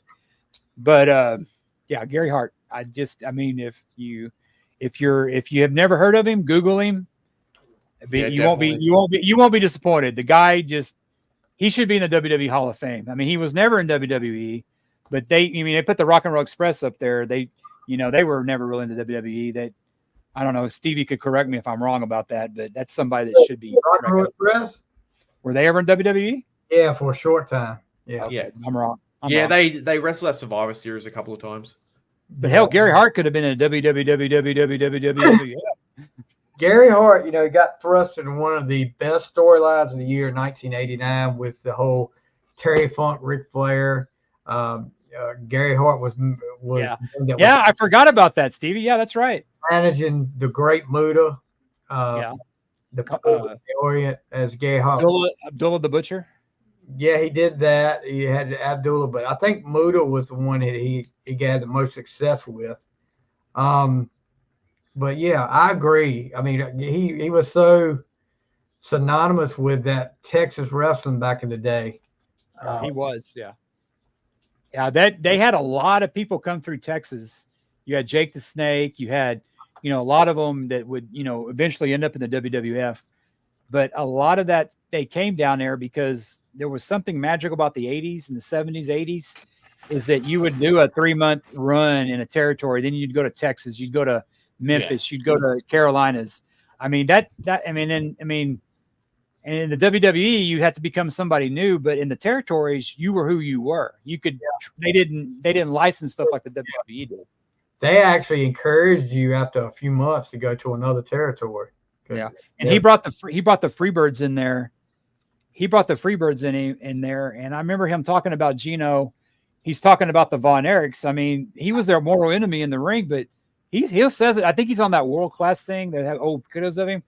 I mean, he was sad about all that stuff happening. He was very worried about people in the drug stuff. He seemed like he gave a shit about his wrestlers. Here's a good comment. Sonny Ono made no one's list. It was coming. Sonny Ono. I haven't done my number one yet. You gave away my number one. Wasn't he in the 2 picks left? Wasn't he in the Japan where they had the NWO first? Yeah. And he brought that to WCW. So yeah, he should be an honorable mention. Yeah, I forgot about him. He invented the selfie. He used to do that on the way to the ring every time. Him and Ultimo Dragon. If you listen to the very latest 83 weeks with Eric Bischoff, he actually talks about New Japan and includes the NWO and Sonny Ono partnership kind of thing. So great listen. His latest episode of 83 weeks. Yeah. I'll check it out. I listen to occasionally. I don't listen to it every week, but I listen to it occasionally. So number 2 for you, Pinocchio. Number 2. So I think we're going to start doubling up here, possibly. But number 2, I knew him as a commentator first. I knew who he was. I knew of ECW, but I heard him as a commentator, and that's Paul Heyman. But his banter with him and JR was great, but yeah, oh yeah, a lot of wrestlers would not be where they are without Heyman. Like, he brought in Brock Lesnar. Brock couldn't talk. Still can't. Lesnar's a lot better when he's a happy guy. He's a lot better. Happy when he's Cowboy Lesnar. Yeah, that last little run he had, he amazed me how well he did. But with the bloodline, he could have the whole tribal behind him, whole tribe, and just his facial expressions. It's just so funny to watch, especially when he says something stupid. And Roman turns to him, he starts carrying to the corner. He goes, no, I didn't mean it like that.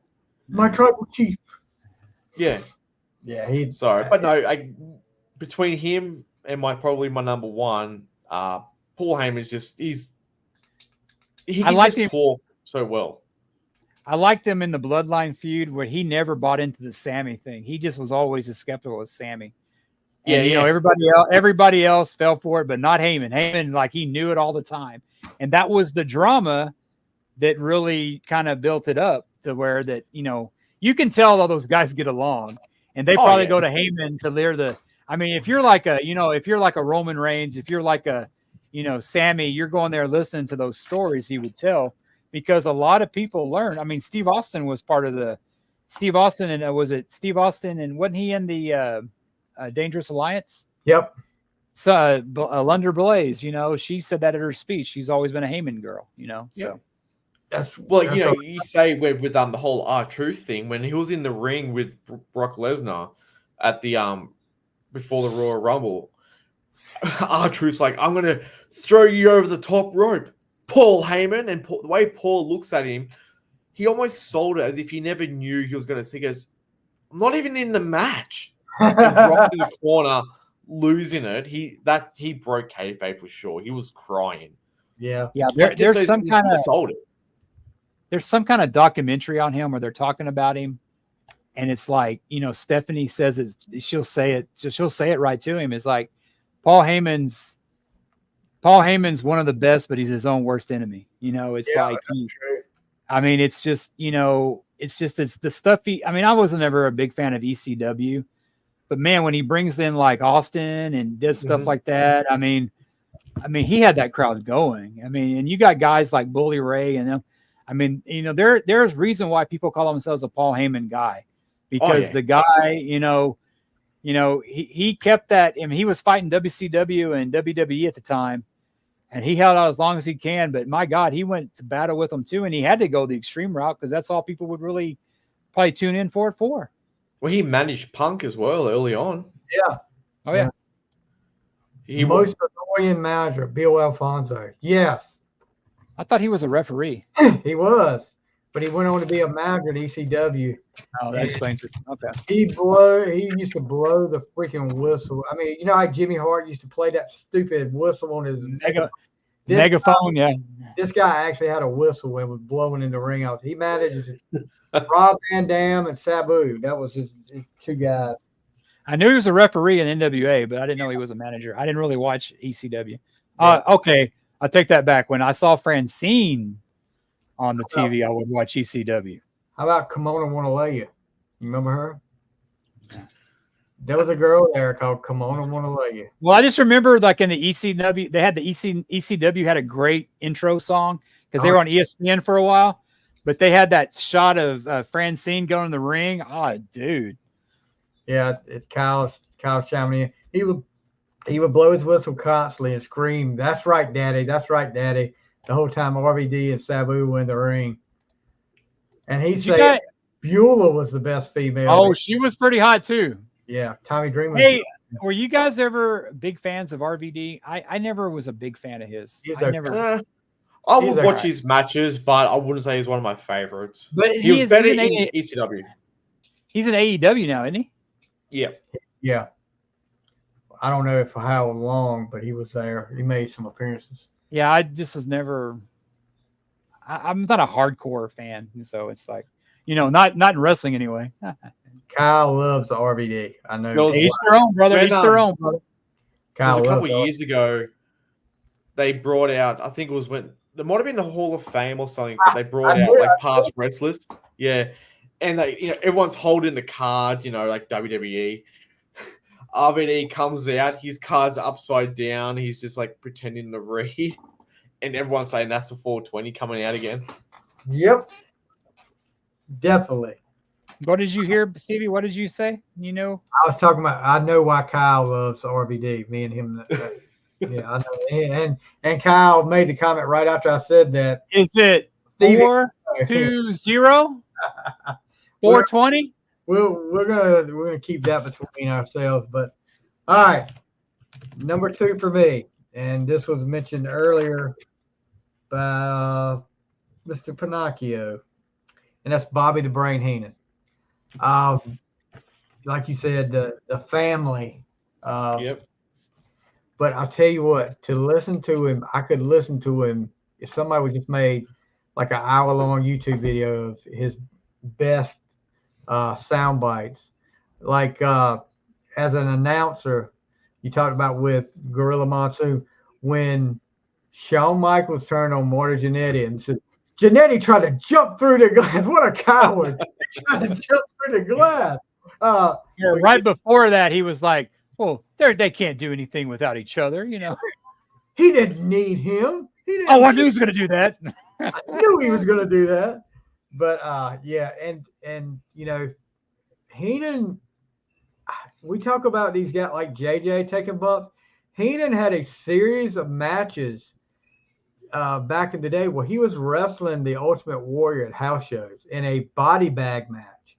And the Ultimate Warrior he was horrible at doing that. And Heenan hated it too. I don't blame him. Banned him. But yeah, I mean, talk about somebody who would take a bump. Heenan was great at taking a bump. See, you talk about that, Stevie, about taking a bump with the Warrior, probably one of the most undisciplined wrestlers ever, if you call him a wrestler. Then you have people like, oh, I don't want to lose my title to him. I mean, you have a Heenan guy that's how the business should be. Yeah, exactly. Do you guys remember? He had some neck issues. Yep. That brace.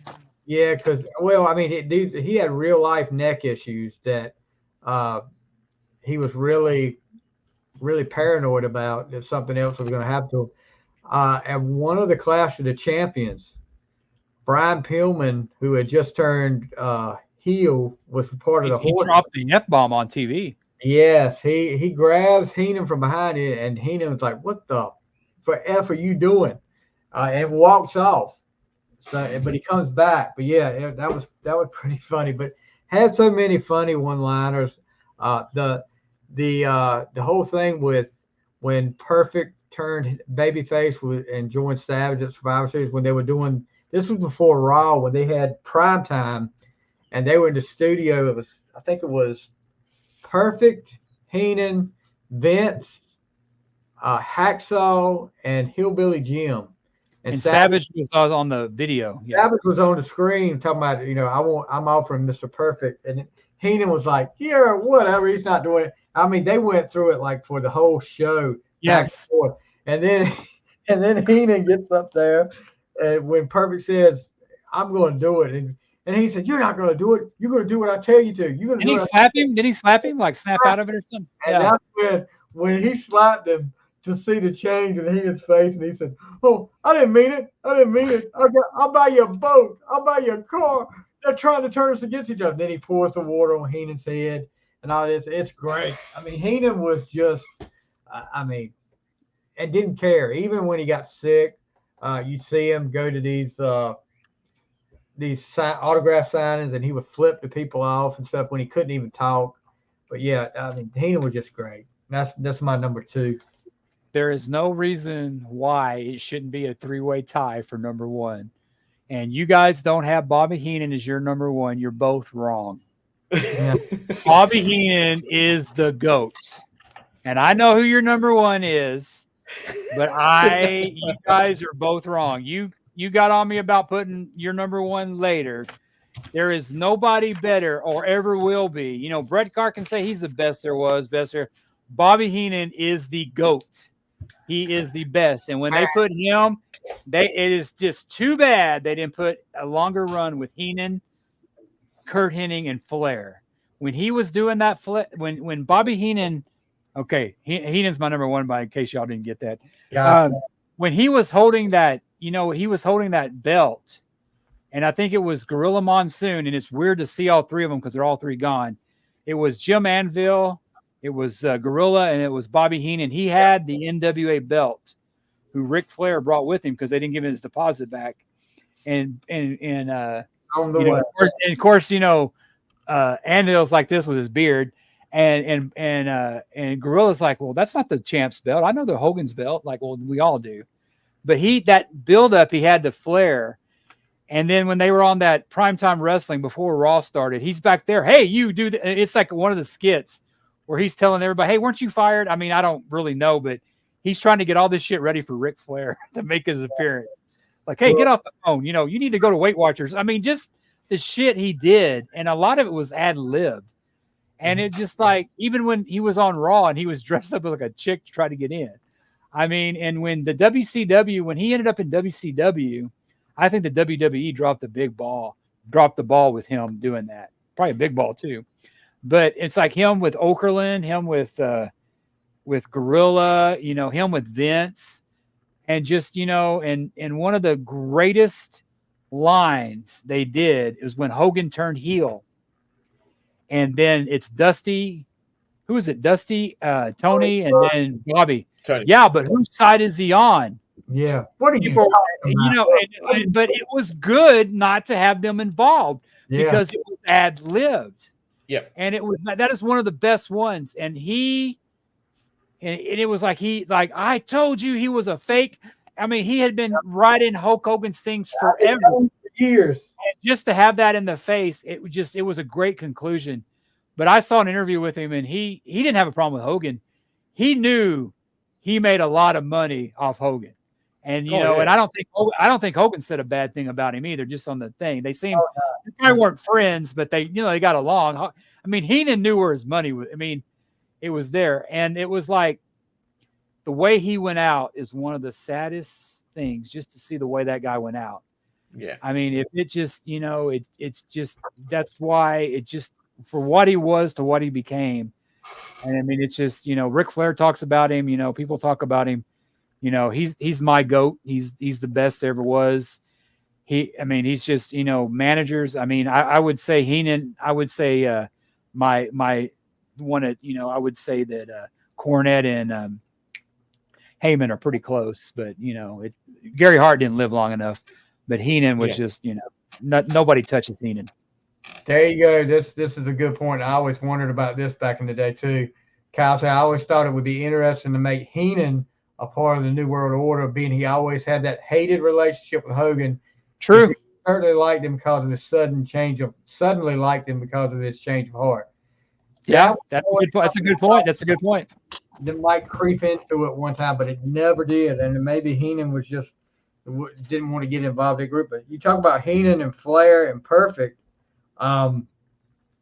Heenan told Vince he couldn't do it anymore. He couldn't hang with Flair because Flair was such a party guy. Heenan said, "You got to get me away from him." He said, "I can't hang with him. I'm too old for this crap." So yeah. And you forget about Heenan. He was great in the AWA with Nick Bockwinkel. He was just. I think we talked about it before, but like back in the 80s, before like Google and all that stuff, you'd have to go back at Pro Wrestling Illustrated or The Wrestler and get those magazines from like the 70s. Yeah. And you would read all that shit. Heenan was with Bockwinkel. Bockwinkel was one of the best too.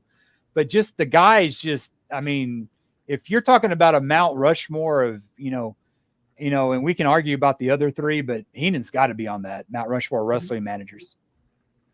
Oh yeah, definitely. I don't know. Heenan was just so freaking funny.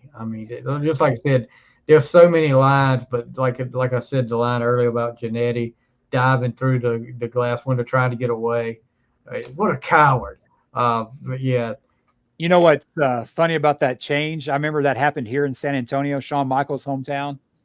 And I think that they were a little bit worried that the crowd probably wouldn't accept it because Shawn Michaels was such a great heel that I think that, and when he said that, did those guys, they didn't get fed a script, did they? Because I know Jim Ross a lot of times didn't like to read a script, but just, next to maybe Jerry Lawler, just the quick comebacks.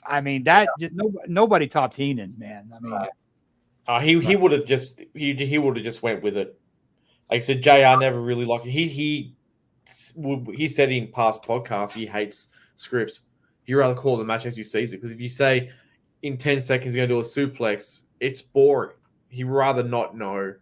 And I think it's the same with Bobby. He just called it as it was, as he saw it. Unless you're Michael Cole, I guess, huh? And get counted down. I didn't know that. Yeah. All right, Pinocchio. This is you might as well say.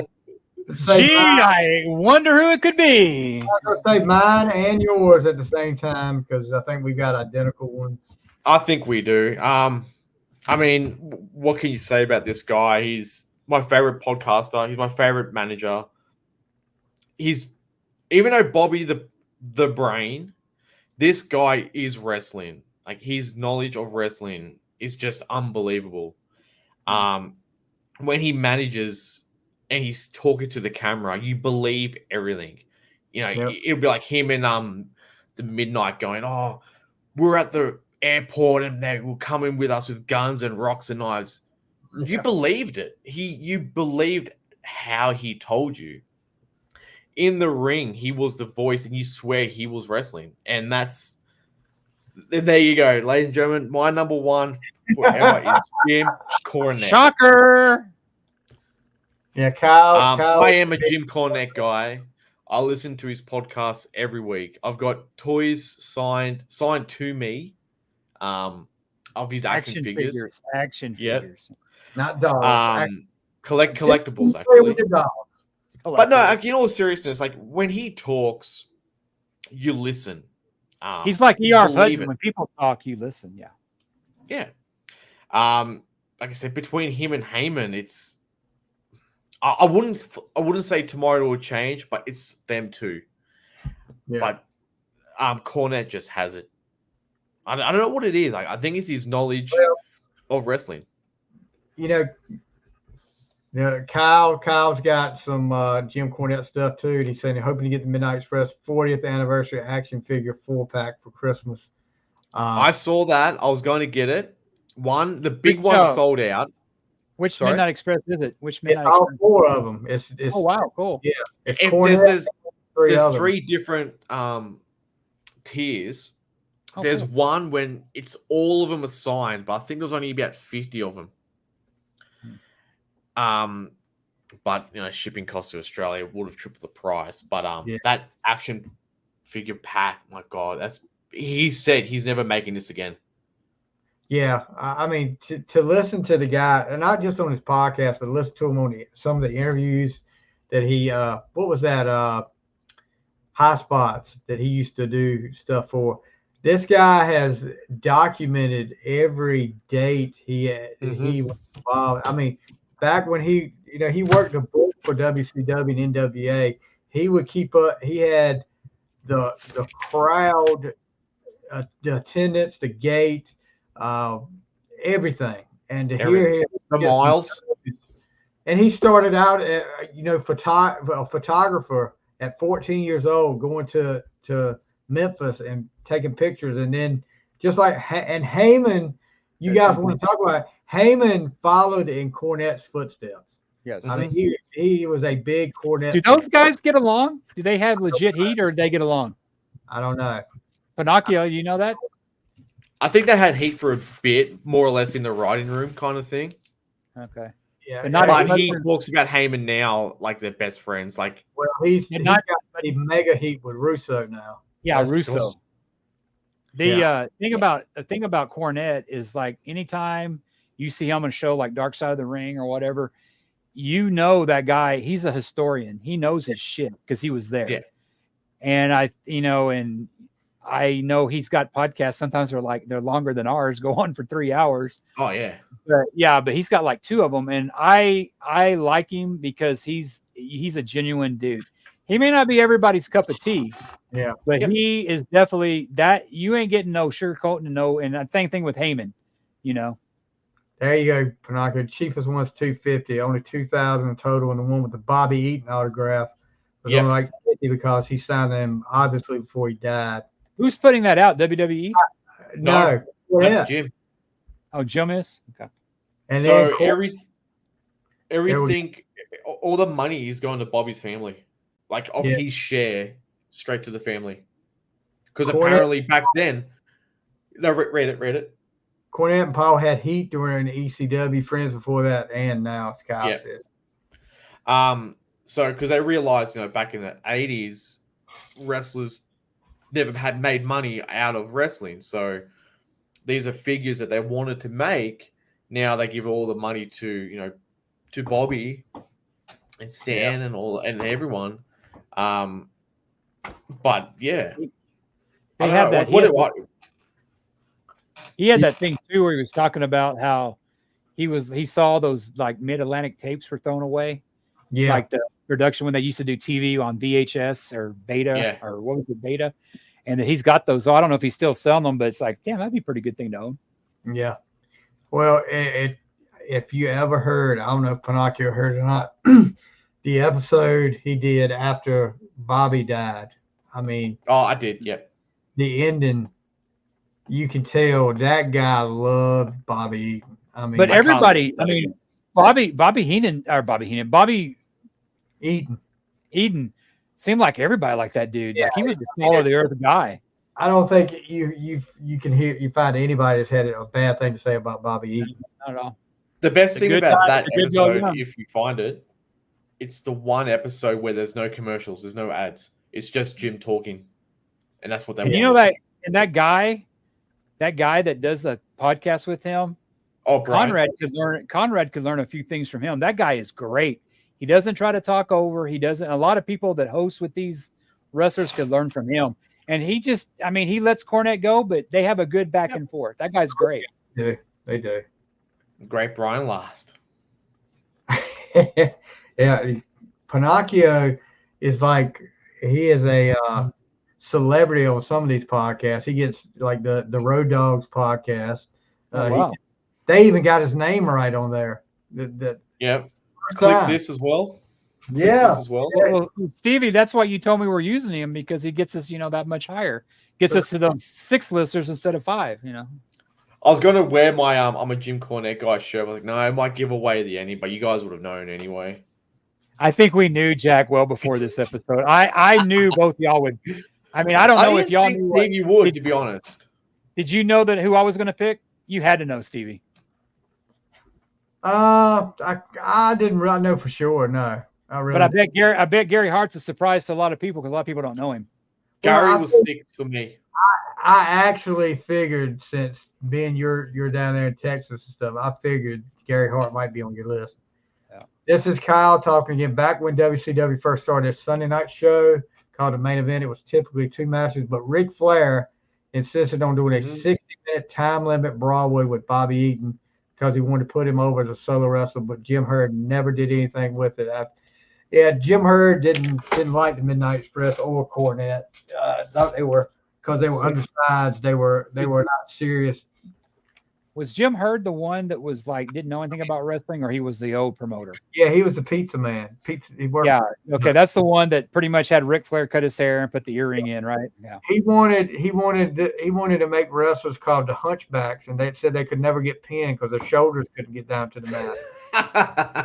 But wasn't there another Jim somewhere that Jim Ross talks about? My boy, Jim Crockett. No, it wasn't Jim Crockett. I think he was an old school wrestler, but Jim Ross was Jerry Jarrett. My boy. I think he was an older promoter. Yeah. I always get Jim Herd and that guy mixed up. So he was a Jim something, I think. Huh? Who? Wasn't Cowboy Bill Watts, was it? No. This guy was. You know what I'm talking about. For lack of a better word, he was flamboyant. Yes. Yeah. He was Adrian Adonis's character. Let's just put it that way. Yeah. But he always go, "Oh, my boy." And it's driving me nuts. Yeah. But yeah, it was, I always get him and Jim Herd mixed up. But then I hear Flair talks about the other one in higher regard than Jim. I think he was in Mid-Atlantic or something. But yeah, Kyle is saying, Kyle's knows Jim Barnett. Is that it? I think that's it. Jim Barnett? Yeah. Yes. He ran the biggest promotion in the world in Australia. Also known as that's what it was. Yeah. Yeah. Yeah, that's him. Jim Barnett, and Kyle said it. Thanks, Kyle. But yeah, Cornette. I like Jack's pronunciation, flamboyant. Flamboyant. Totally in trouble. All right, so let's hear your honorable mentions. Who's going first? Me? Go ahead. Okay. Some of these I don't know if anybody's heard of, but my number 5, I only have 5. Percy Pringle. We talked about him earlier. World class, became the pallbearer. Number 4 for me is Skandar Akbar.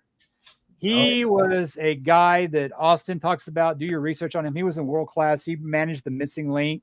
He was a heel. He always fought with the Von Erichs. Wasn't it his faction like Devastation Incorporated? Devastation Incorporated. I forgot the name of it. Yeah. But Jim Ross talks about him in his book. He talks about him, how he's one of the ones telling, well, Jimmy, you got to step up to these guys because they'll walk all over you. No, he was a good mentor. Seemed like a good dude, but I mean, he played the ultimate heel. He played that, whole chic Arab heel thing that, goes good over in a South Texas crowd, One, I don't know. Stevie may know this one, but I don't know if you do, Jack. He's a guy that was, talk about flamboyant. This is in the 70s and early 80s. I don't think his name would really go over well now, but he managed Superstar Billy Graham. He's called the Grand Wizard. He was one of the first, and he wasn't in the KKK.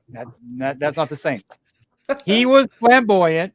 The dude smoked he smoked on TV. You see old things, but he managed the heels like Superstar Billy Graham, which was like the first incarnation of Hulk Hogan. But if you don't know who the Grand Wizard is, look at him. Good talker. He was like slick. He was real thin. Number 2, I got to go with Sensational Sherry. She, I think, helped with the Harlem Heat. She managed Playboy Buddy Rose and another guy. And I remember when my first wrestling match, me and my buddy were there, and we saw her in line getting like snacks, and we were like, of course we're thinking she's so hot, she's so made up, but she looked nothing like it. And we're like, oh wow. But another one that had their demons, but I think her thing was Shawn Michaels, and a lot of people might know this, but she sang the first Sexy Boy thing. Yep. And with him having the mirror, I think she was great. My number one honorable mention, and she just missed my list, I'd have to go with Miss Elizabeth. She managed one of my favorite wrestlers, and every boy my age was in love with her, unless they were flamboyant. And she was just so, God. And that's one of the stories that her passing is it's just so sad, because it's just, she was with the wrong person. So Sherry should definitely be mentioned, by far the best female manager of all time, not even a close second. And then he said, well, Sunny. Well, he sucked, literally. Was Sunny even a manager? Because she kind of just went out. She managed the. No, like, you know what I mean? She kind of just went out because she wanted to be seen. The Body Donnas. She was like that, and she was a Cornette. There was another, and they mentioned, she mentioned Sensational Sherry, but there was one of the first women managers was a girl down here named Sunshine. She was Jimmy Garvin's ex-wife. Or no, I don't know. No, he's married to Precious, and she was like, they were I forget what it was, but she was like with Jimmy Garvin for a while, and then Precious came along. I don't remember, but they had some skits down here with David Von Erich when Sunny, what Sunshine would do, she always tried to fight the Gary Hart. So she would bring in the Great Muta.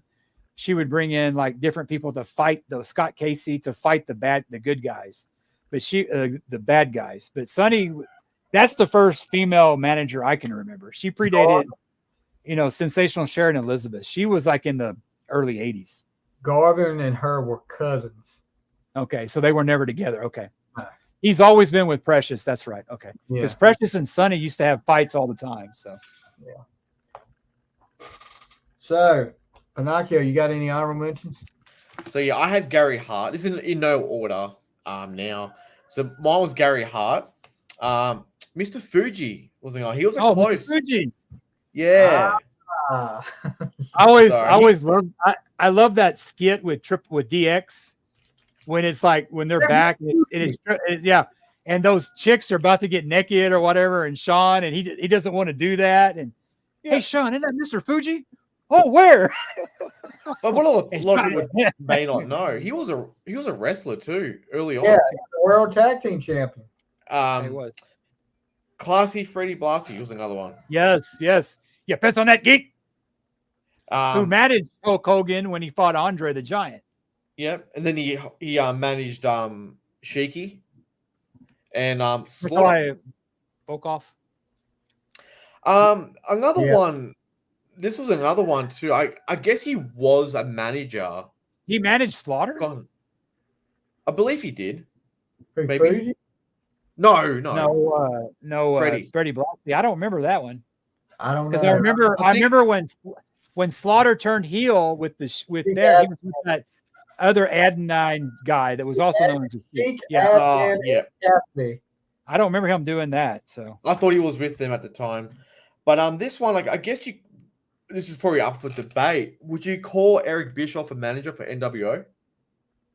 Yeah. Yeah, you would. Yeah, well, there you go. Yeah, obviously, he kind of was, but he was also commentating at the time.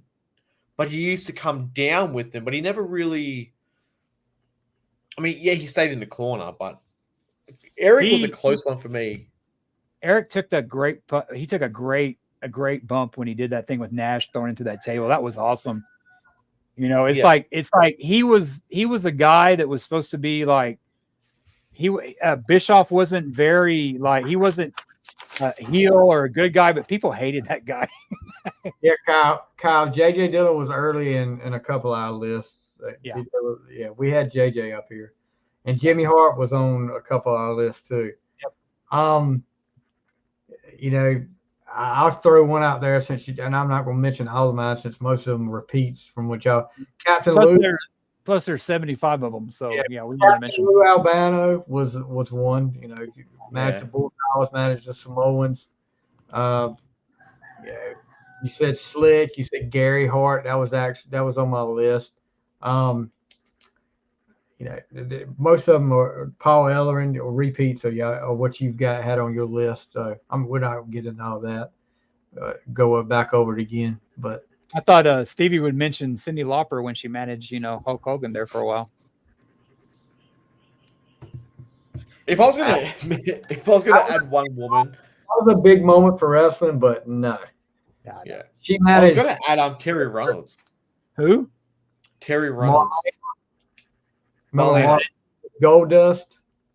No, who are you talking about? Cyndi Lauper managed. I got the Melania thing. Richter. Who? Wendy Richter. Oh, that's right. It was Wendy Richter. That's right. Yeah, you talking about Colonel Robert Parker? That's what Kyle's talking about. Colonel Robert Parker. Y'all remember him? Robert Fuller. Boy, you talk about not being able to make it today. Yeah. Yeah. I'm surprised that made it in the 80s, man. That was. No, I'm thinking about Colonel De Beers. That's the one I'm thinking about. Colonel De Beers. Didn't he manage getting Colonel Rob Parker manage De Beers? No, I think they were. Didn't a colonel manage Harlem Heat? Yeah, that was Colonel Rob Parker. That was when him and Gary were supposed to be getting married. Yeah. Colonel actually made it to WWE matching Jeff Jarrett and he had that cigar, right?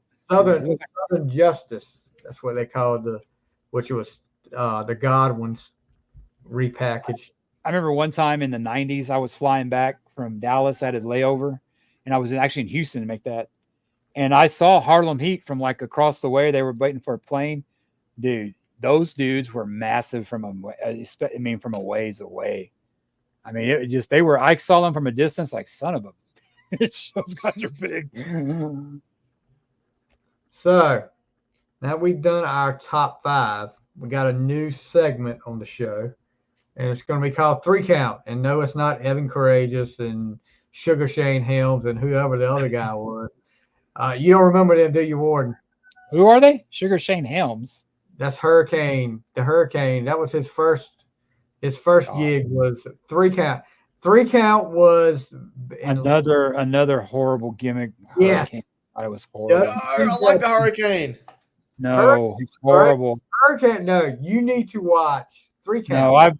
No, I'm okay. I'll take your word for it. They were the NSYNC of the wrestling world. It's like a boy band gimmick for the wrestling world. That's why I probably don't like it.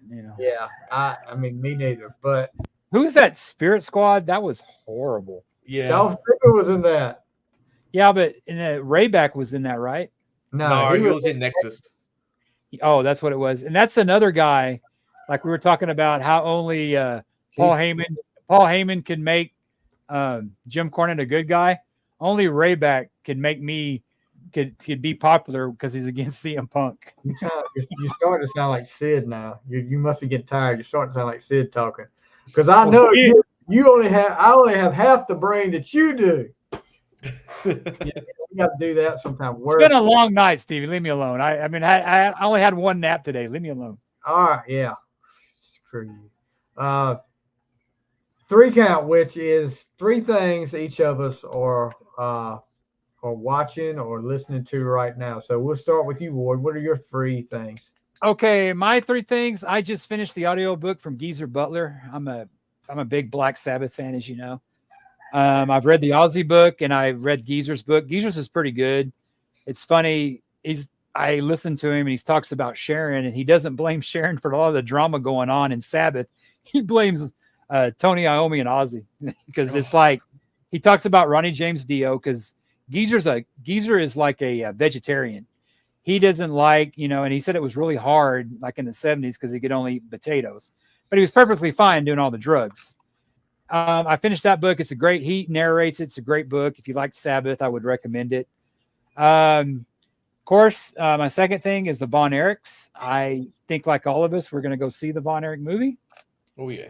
And my last one is if you like, if you have Netflix and you like, history and stuff, there's a documentary on Bernie Madoff and all that bullshit that he did when he, they say a lot of, he couldn't have done it on his own. Netflix, they narrate perfectly stuff, but they say what's scary about it is that a lot of people that actually thought they were getting returns, some of the early investors, the government actually went after them to recover that. So, I mean, if you like true crime, stuff like that, it's a good documentary. It's Madoff. It's on Netflix. Oh, good. Right. Jackie, up to you. So I've been getting into Arn Anderson's podcast, which is really good. Stevie put me onto it. As he said, they go by month, whatever it is. Arn Colt. Oh, sorry, we didn't start that. But no, he's very I think that the episodes only go for like an hour long. Yeah. And they go pretty in depth in that short time. So I'll be getting into that. Jim Ross's Under the Black Hat is now an audio book on Spotify. It's 9 hours long. So I'm just listening to like maybe a chapter a day. It's him narrating it. So it's one of his best books. He's got a new one coming out, I think, next year to mark his 50th anniversary in wrestling, which is Business is About to Pick Up, apparently it's called. So he has his first one. He has two, right? So Under the Black Hat. What's the other one? I would like to say it's Behind the Curtain, but that might be Jim Cornette's book. Yeah, he has. But yeah. I think Jim Ross has two. Just trying to see real quick. So Under the Black Hat, Slobber Knocker. That was on Audible. I listened to that a long time ago. He narrates it. It's on Spotify now. Spotify has audiobook. Oh. You have to be. Oh, it's like I'm being like a pusher for Spotify. You're going to be a premium member for audiobooks. I have Audible. That's how I listen to Geezer's book. Yeah. So. Yeah, and the third one is a very old one. I've just finished watching Lost. So. Wow. I watched it all in about 3.5 weeks. I just binged it. I won't watch that again. But no, it's good. I never watched it when it first came out. The ending, yeah. So I tried to watch it. I couldn't really get into it. It's not bad. I got lost. But yeah, Arn Anderson's podcast, I do recommend. It's a good hour. Jim Ross's book on audio I'm listening to, and Lost I've been watching. So Conrad's not going to be on the new book, is he? Oh, he will be. He'll promote it. Conrad's no. Conrad just when Jim Ross had his own podcast, it was great. But when Conrad got on there, I don't like the watch-alongs. I liked it when Jim Ross was just talking. Yep. All right, I'm gonna put Kyle's up right quick. Kyle's yeah. Cody Jinks, the country singer, bowl games, and porn is what he's saying. His 3 things he's watching now. So, who's Cody Jinks? He's a country singer. That's why I don't know. It's like it's football, college football games right now over here. They're what college is he going for? He's a ECU fan, but we didn't make a bowl game. This is the guy I do the ECU podcast with. Kyle is from. He is called Kyle from LaGrange. That's his nickname. Okay, all right. The porn always applies. That's always a given. So. Yeah. So, Davey, what's your 10 count? My 3. Okay, so back in the day, I was when Thriller came out, big Michael Jackson fan. There's a documentary on Paramount Plus about the making of Thriller, which is really interesting. If you guys get a chance to watch it, a lot of old interviews back in the day when Michael had turned cuckoo, and he was at the height of his career. I don't care what anybody said. He never had the same stuff after Thriller. Thriller was top to bottom packed with hits. And to talking to Quincy Jones, of course, Paul McCartney's up there. Paul McCartney did a song on Thriller. But the doggone girl is mine. People don't realize Toto, the band Toto had the dog. Yeah, from Kansas. Had some stuff on Thriller. Of course, Eddie Van Halen, and of course does the guitar solo, which I don't think you really see a whole lot about that on there. But yeah, Toto, the group. I know, but what did they do on Thriller? Was it Lukather? I think is his name. He played some on it. I think they actually wrote some on it. But yeah, they were actually. I think the story was, and I may be wrong, that they were recording down the hall, and they came down, and Quincy Jones started talking to them. They started working on some stuff. So there's a Quincy Jones documentary on Netflix. If you, I didn't know that his daughter was the girl that was on Parks and Recreation. Yeah, I did not know that. Oh, I'm saving that, Kyle. I'll post that up here in a minute.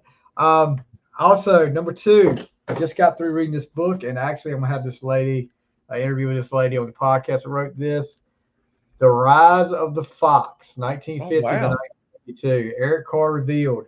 Guys, I'm telling you, this book is over 300 pages, close to 400 pages. But as far as Eric Carr's history goes, you see the usual stuff.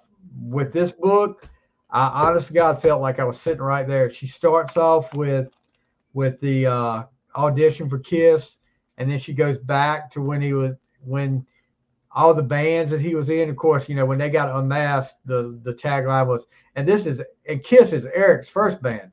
Bullshit. He was in so many bands trying to make it. But yeah, you get a lot of information in here. And Janet Simmons is later PhD. She didn't want me to call her doctor. So, but how was she connected to Eric? Just curious. She's not. She's just she just wrote the book. And she did a lot of, she talked to a lot of people, and she's actually working on part 2, which this takes you till right before they're recording Creatures. So cool. It's really great. Of course, she can't get the interview with Eric. She has to go by past interviews and stuff, but she's got some good sources that she gets a lot of good information from. Number 3, I started listening to a podcast, and I like, there's a lot of podcasts I like, but Podcast Rock City, Joe Polo. You've been on that one. Yeah, I've been on that there. Sonny Pooney, Joey Casada, one of the longest Kiss podcasts out there, the longest running Kiss podcast out there. You need to check it out. They get a little silly at times, which that's great, but that's fine. We get a lot silly sometimes up here. But really, check it out. If you're a Kiss fan, check it out. They usually go on Sunday nights. I've got some more. I've got a lot of podcasts I listen to, so that'll be one a week on my 3 count right there. Not to mention his honorable mentions. So. Yeah, my honorable mention too. My honorable mention podcast tonight would be no. I've listened. I like Podcast Roxy. I like that too. I think he gets a lot of hell, and how he didn't like Rocks by Aerosmith, Sonny Pooney, he's nuts with that. But he's a Dallas Cowboy fan, so we're kind of slow sometimes. So. Yeah, Dallas Cowboy fan versus not liking Rocks. I think the Dallas Cowboy thing is a little bit worse. But anyway. So I'm surprised Mike Tomlin didn't make your list of top 5 managers, whatever. One of the last comments from Kyle, and you guys are going to get a kick out of this one. Where did the guys stand on Rudolph, and do they believe Santa was a bully that deserves to suck reindeer wiener? Absolutely. They bullied that poor reindeer. But you know what?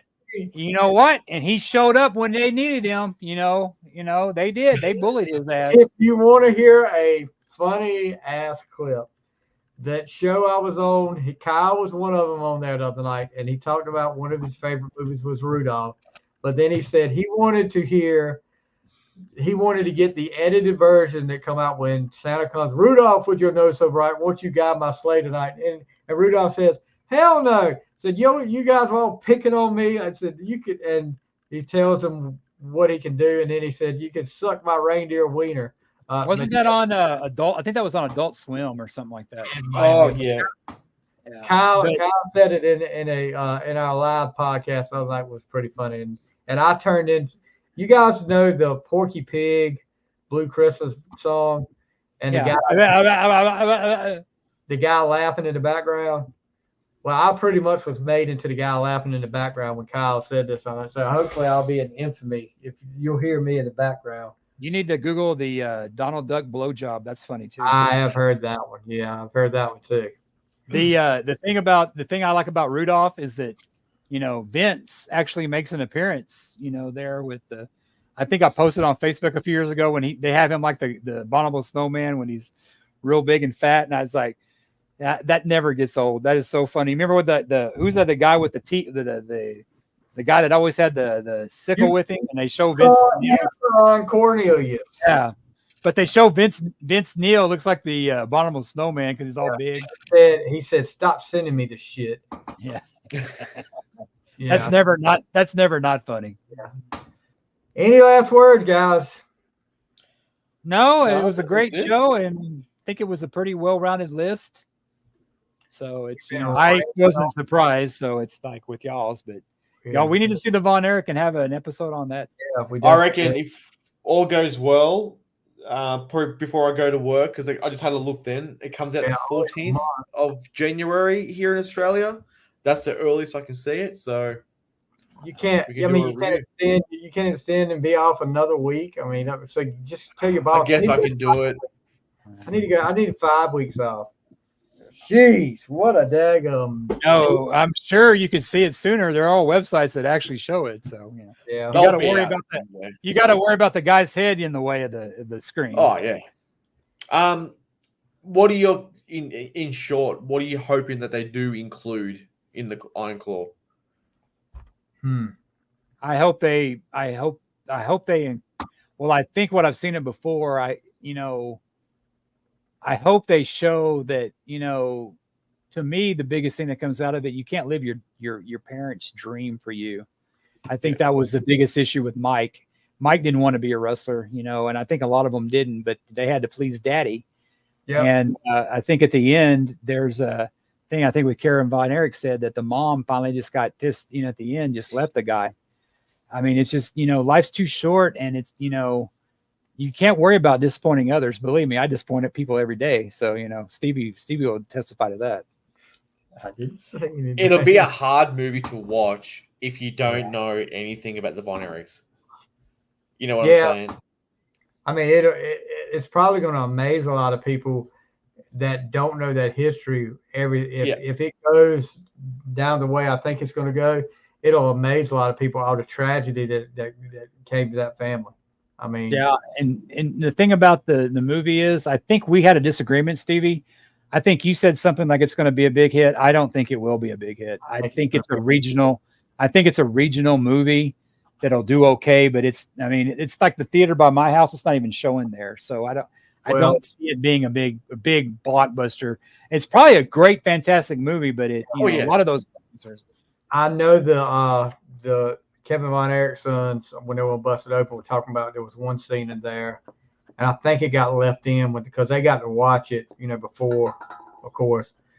There was one scene in there that their dad was kind of having a hard time with. I think it was after, if it's still in there, and this sounds really bad. It was after Kerry had passed, and he was holding Kerry in his arms, and they found him. Yeah.